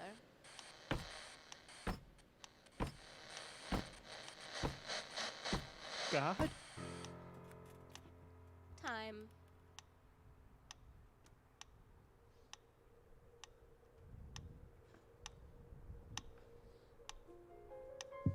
Hello, Father. Running short as always. Time rarely runs long, my dear. Father, time? You were expecting Saint Nick? No, it's just that I never knew my father. This is weird. Time is that father to all things great and small. Time is father to all things. Ominous. Yes. Do remind me of Santa. Oh, so dear daughter, what's next for our newest soul? Anything he would like. Death does not choose where he goes from here. This job is complete. Of course. For now. Of course, if he is feeling unfulfilled. Humans have learned nothing.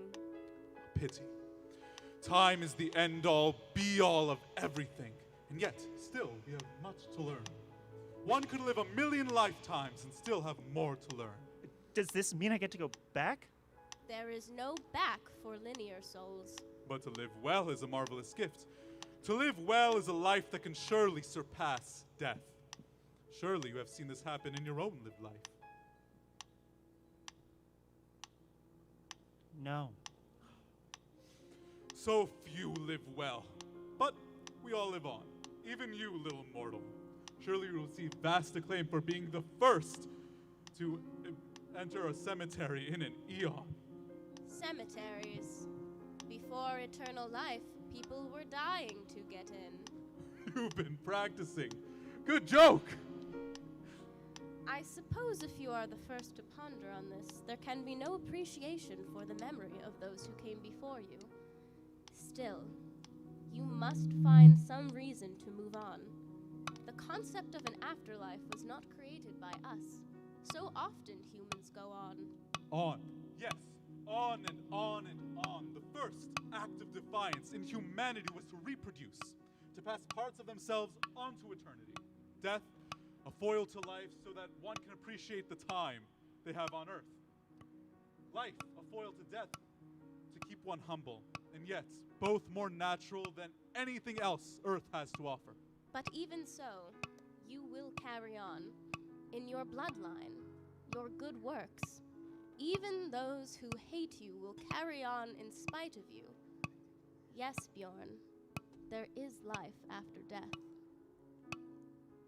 Even as a ghost? Ghosts, spirits, muses. Death cannot stop things that wish to continue to live. When I was a little boy, after the last person died, when they still thought there was death to come, they told me that if I was good, I would be reincarnated. Now I don't know what to believe. 10 minutes ago, I don't even believe in you. And then when I show up, you're not even holding a scythe. Belief is the most powerful thing a human can grant unto an idea. How else could we stand before you now?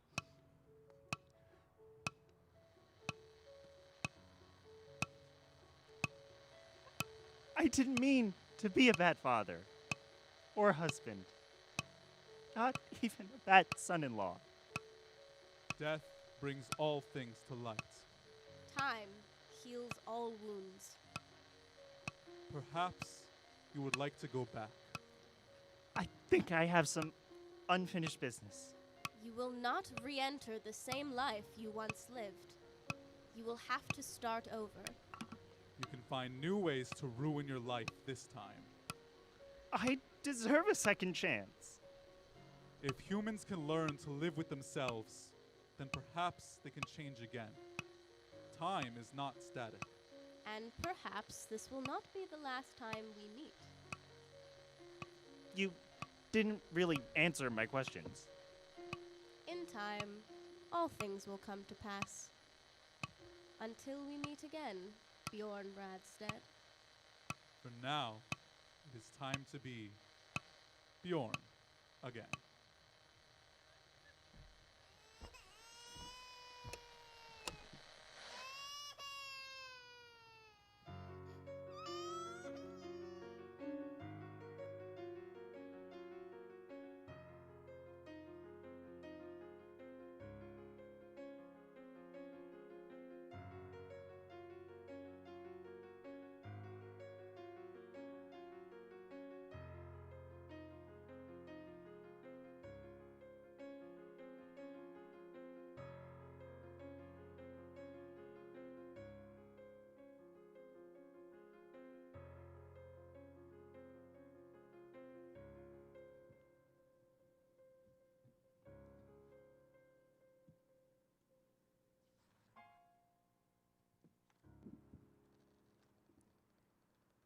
When Bjorn Radstead became the first human to die in 100 years, he also became the first human to be saved from it. What is mercy if not a second chance? And what is a second chance?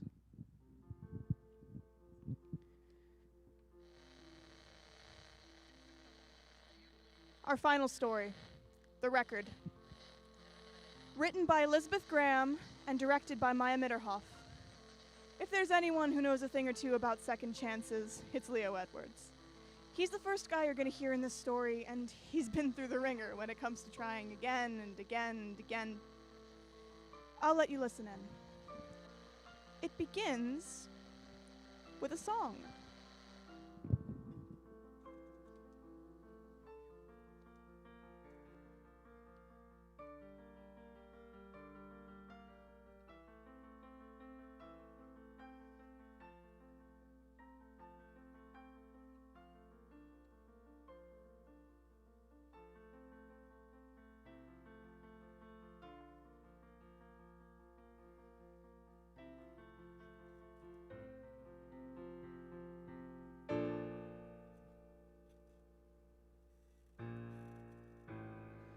Not for just an hour, not for just a day, not for just a year, but always.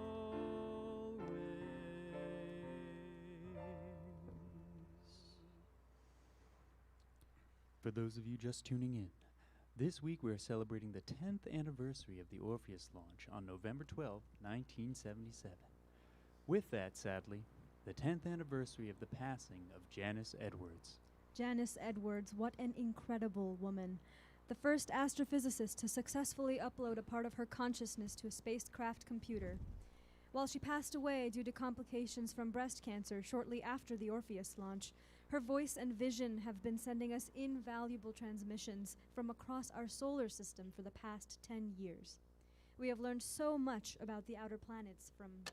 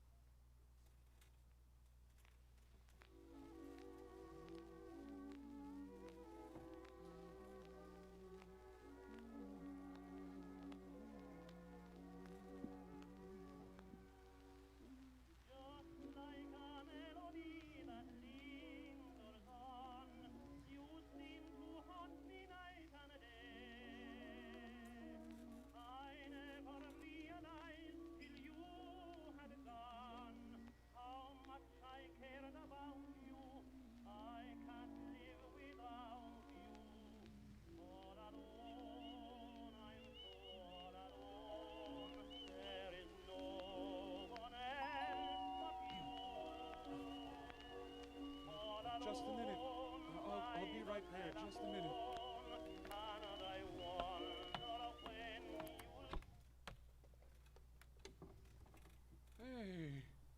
Hey, Betty.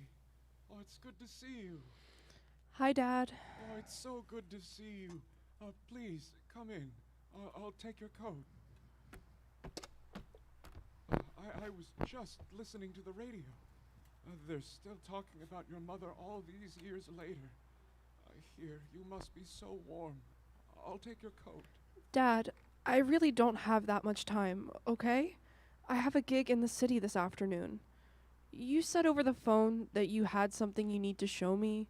Something of Mom's? Oh, yes. Can I get you some tea at least? Some water? Please, just something to make you more comfortable. I'm plenty comfortable. And I don't like tea. What do you need to show me? Right. You don't like tea. Okay then, well, right. I'll just show you. 1 second. This package came in the mail last week.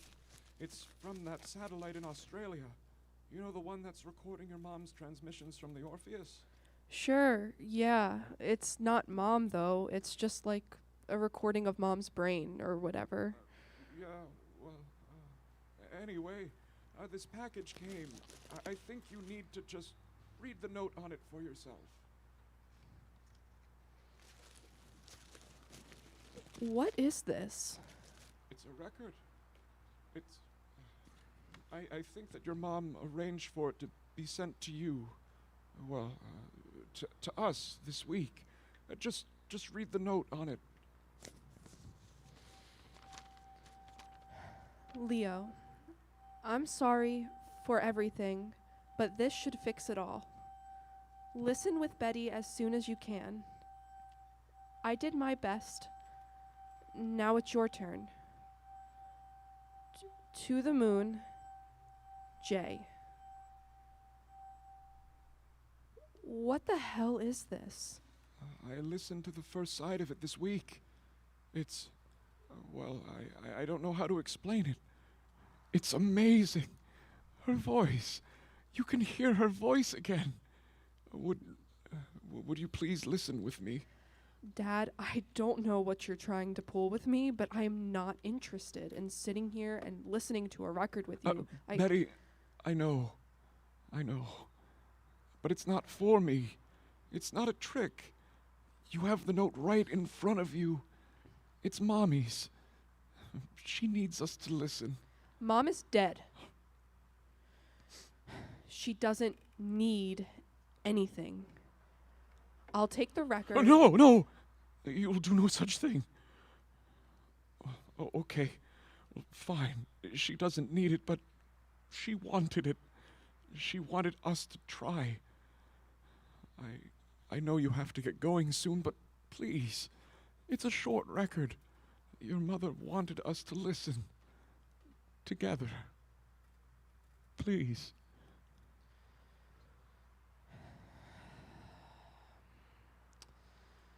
Okay. Fine. Oh, that's great. Come in then. Let me just get this started.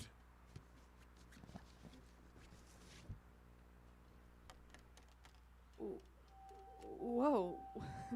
Why is it so shiny? Oh, isn't that something? I think it's gold-plated. Mom always had her flair for drama, didn't she? Hello there, my loves. If you're hearing this, well, I'm so glad that it got to you. I had to pull quite a few strings with NASA to make sure that this happened. It's been a while, huh? God, it's so crazy to hear her. By now, myself, as you both knew me, is long gone, but my consciousness, the part of me on the Orpheus, is alive and well and, well, not to get too bogged down in the science, but suffice to say that this recording is about 2 weeks old already. We haven't much time, so let's just jump to it, okay? I am going to play you some recordings, and I just need you both to listen. Really listen. I'll give you a minute to get comfortable. Oh, she doesn't really take the full minute here. But if you need something, by all means, go ahead. No, I'm good. What does she mean by haven't much time? Oh, shh. It's starting. Now, I know Betty won't recognize this, but Leo, I know you do.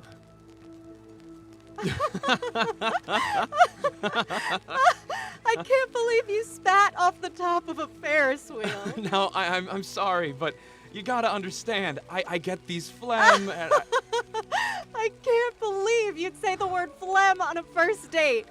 Ugh, you're some guy, Leo Edwards. well, you're some gal, Janice Cheney.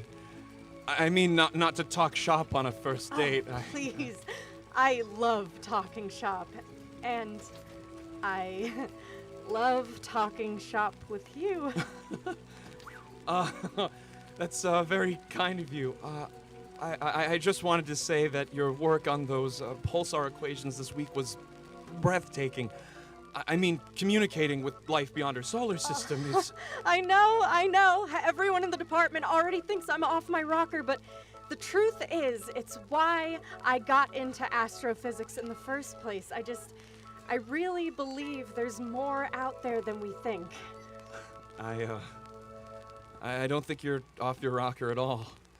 In fact, I think you're brilliant and brave. I think you're really brave, and I hope that you do find what you're looking for out there. Well, I'll tell you what, mister.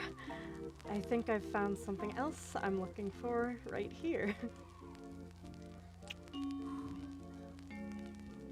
That was our first date. It was at the Fairfax County State Fair, when your mom and I were working at Langley. This next one might be a bit difficult for you both to hear. Hush, little Betty, don't you cry. Mama's gonna buy you a... Daddy, I'm feeling really hot. Oh, I know, sweetheart, I know. Here, have some more ice, here. Where's Mom? Oh, I don't know, honey, I don't know. She'll be here soon, I promise. Mommy! Oh, hi, honey. I'm so sorry. I'm so sorry. Mommy got here as fast as she could. Are you okay? How are you feeling? Janice, may I speak with you in the hallway for a moment? Where the hell were you? Leo, I'm sorry. I just had this incredible breakthrough. I think that I found out how to... I couldn't care less, Janice. I called you 8 hours ago. Do you know what your daughter has been through? Do you know what the doctors are saying? Do you even care?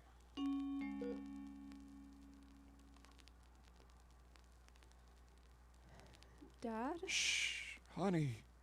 It's about to keep playing. But, Dad, I never knew. I didn't remember Mom being so late.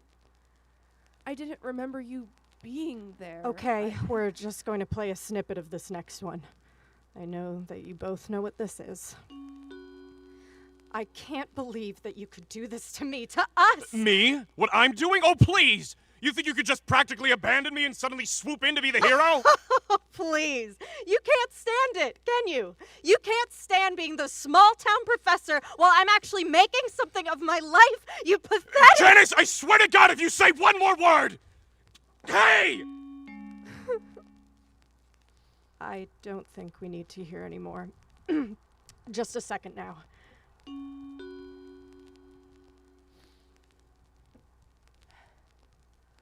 Mom, I do not understand why you're still with him. Oh, Betty, I do not understand why you feel it's appropriate to talk like this to me, especially now. Our walks, our sacred space. I'm sorry. I'm so mad, Mom. Do you know what he said to me after my concert last night? He thinks I'm a joke. And the way he treats you, it makes me want to scream. Honey, I know that you're angry, but... But nothing, Mom. But nothing. He makes me feel so small, so stupid. Mom? Mom, are you okay? Are you okay? Mom? Mom? Okay, just one last one now, I promise.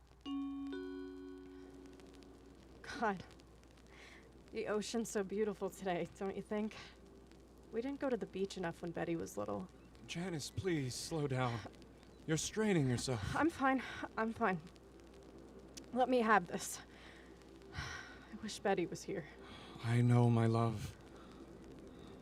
I need you to promise me something. Anything.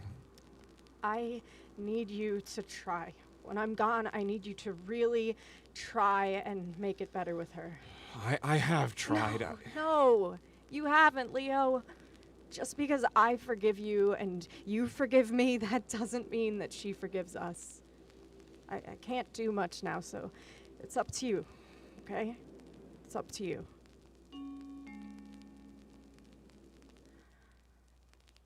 I want to thank you both for sticking it out to this point.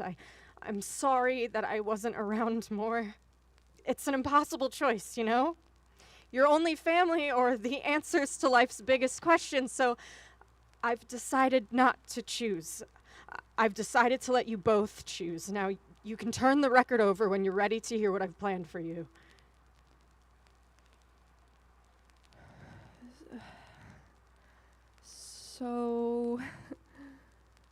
So that was all... That was all real. I don't know how she did it, but it was all us. Really us. Dad. I don't know what to say. Oh, you don't have to say anything, Betty. God knows your mother was right at the end there. I haven't tried. I haven't tried at all to make things right with you. But I haven't either, Dad. But now we can. Do you want to flip the record over? Or should I? No, what do you mean? What do you mean, what do I mean? Mom said to flip the record over. There's more to this, isn't there? Betty, I don't know if we should. What do you mean? She asked us to. She wants this. Isn't that what you said to me? No, I know. I just think I'm having second thoughts about this, about all of this. Isn't it too much? What are you doing? I'm turning the record over. But Betty, I really don't know What? if we... What, Dad? God, this is so typical of you. And just what is that supposed to mean? Oh, you know exactly what I mean, Dad. Betty, I have spent the last 10 years trying to reach you because I don't know what you mean. I wanted to show you the first side so you could see just how out of hand your mother had gotten. I thought that it would be enough for you. I thought that Dad, it would be... stop! Stop lying. Stop pretending I was there. The night you and Mom had that fight, I was there. I know about you and your student at UVA. I know. You don't know what it was like, Betty. I loved your mother so much. I loved her so much, but what? But what? You say I don't know what it's like, but of course I do. Do you know what it's like to lose your mother at 15? Do you know what it's like to grow up feeling like you've lost both of your parents? Like you've never had either of them in the first place? But that's what I'm saying, Betty. It wasn't enough. It wasn't enough. Her long nights away from us looking after you, and I didn't know what the hell I was doing. I was so alone, and here I am again, alone and left with this mess. But Dad, she says she can fix it. She says she can fix it. You wanted this. So let's just turn the record over. You're just like her, you know? You too. You're the same. You just act without thinking of the consequences. So sure that you're right all the time, but what about me, huh? When do I get to be right? When do I get to make the right choices for us? Dad, I just want to hear her. She was everything to me. Don't you get it? I lost her. I was so young when I lost her, and now I need her. I don't care what you want.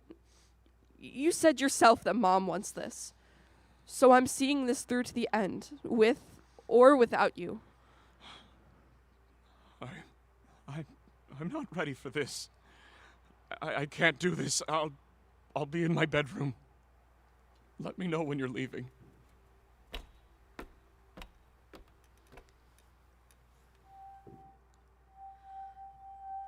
I know this isn't easy, and I can't know what you two talked about between sides, but I'm so glad that it got you here.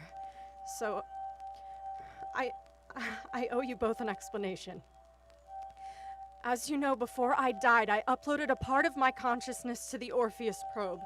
The idea was that with the depth of my knowledge and my sentience combined with the computer's transmitting capability, we would be better equipped to communicate with intelligent life outside our solar system when we found it. Well, about a year ago today, from when you're listening, we hit a bit of a snag. The Orpheus made its closest approach to Neptune about a year ago, and near its southern hemisphere we encountered what we're calling the Great Dark Spot. It's a huge rotating storm, or so we thought. Turns out it was so much more. This storm was really what you would both know as a wormhole, and for what seemed like 5 minutes in transmission time, the Orpheus communication systems went offline, and then they were back. And I was back, and no one was the wiser except me, because something strange happened out here. My prime directive is to record what I'm hearing and seeing, but when I went through that wormhole, I only saw us. Our memories, our lifetime all together, our family, and so I recorded it, this part of myself. My memories, all my love, and this was the first thing that I saw, Betty. You. The day you were born.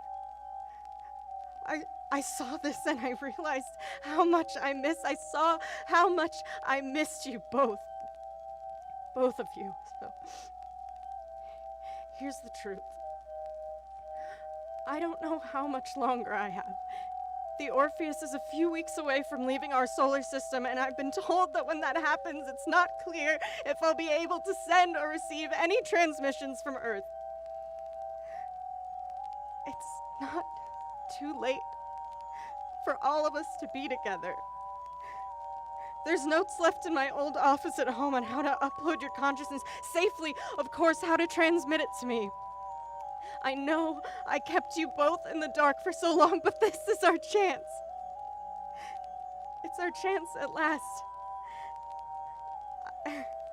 I hope to hear from you soon. I love you.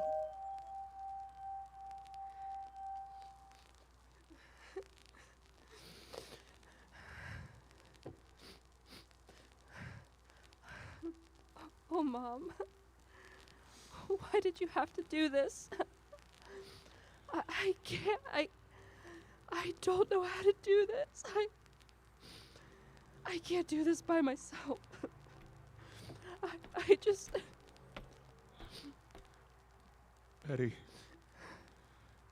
Betty, I'm sorry. I was so scared. I'm always so scared. I don't want to disappoint you or your mother. Dad, please. I know you didn't hear what I just heard, but... I heard it, Betty. What? I heard all of it. I was walking to the bedroom and then I heard her voice again, and I couldn't stop listening. It's extraordinary. She's extraordinary. She is. Betty, I know you don't want to hear this, but I want to help. Dad. No, listen. You're right.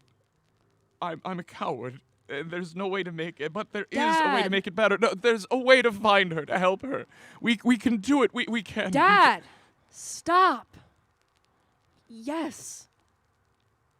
Yes. Yes. Dad, don't you get it? All I've ever needed is you and Mom. All I've ever needed is for you to see me, for us to be together. I've spent so long being so mad, but there's just no time for that anymore. So, let's do it. Let's go. Okay? Let's go. I'll get her notes, okay? Okay. Dad? Yes, honey. I love you. I love you too. Always.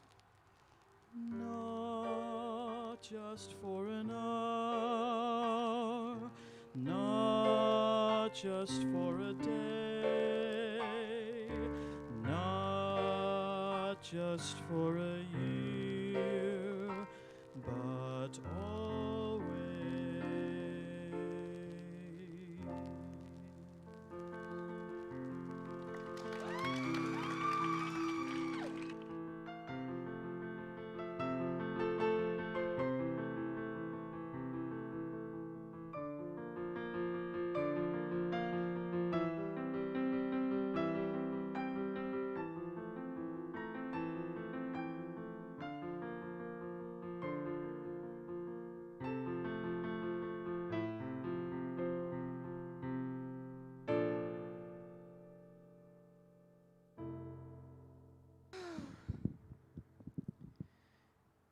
I really do believe them at the end there.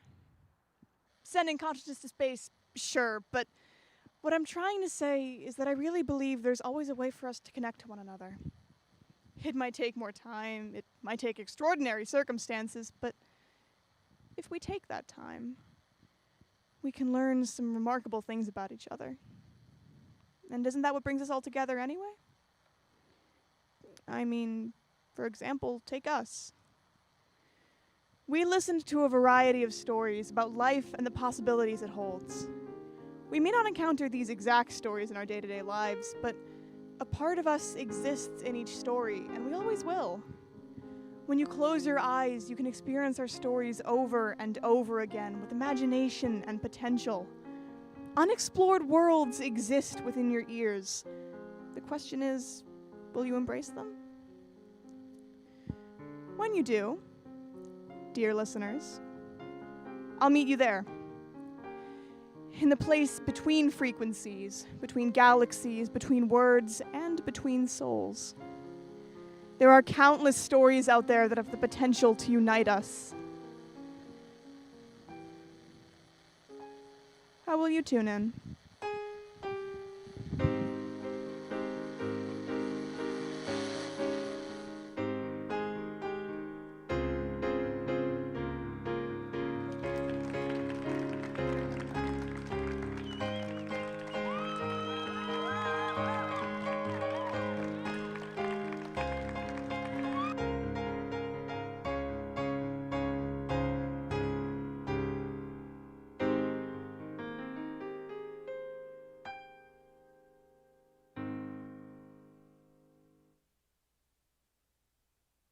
Thank you all for coming. If you have any questions about Rethink Theatrical, please come see me or anybody else who's at the table at the front. Other than that, have a beautiful night and get home safely. Bye, everybody.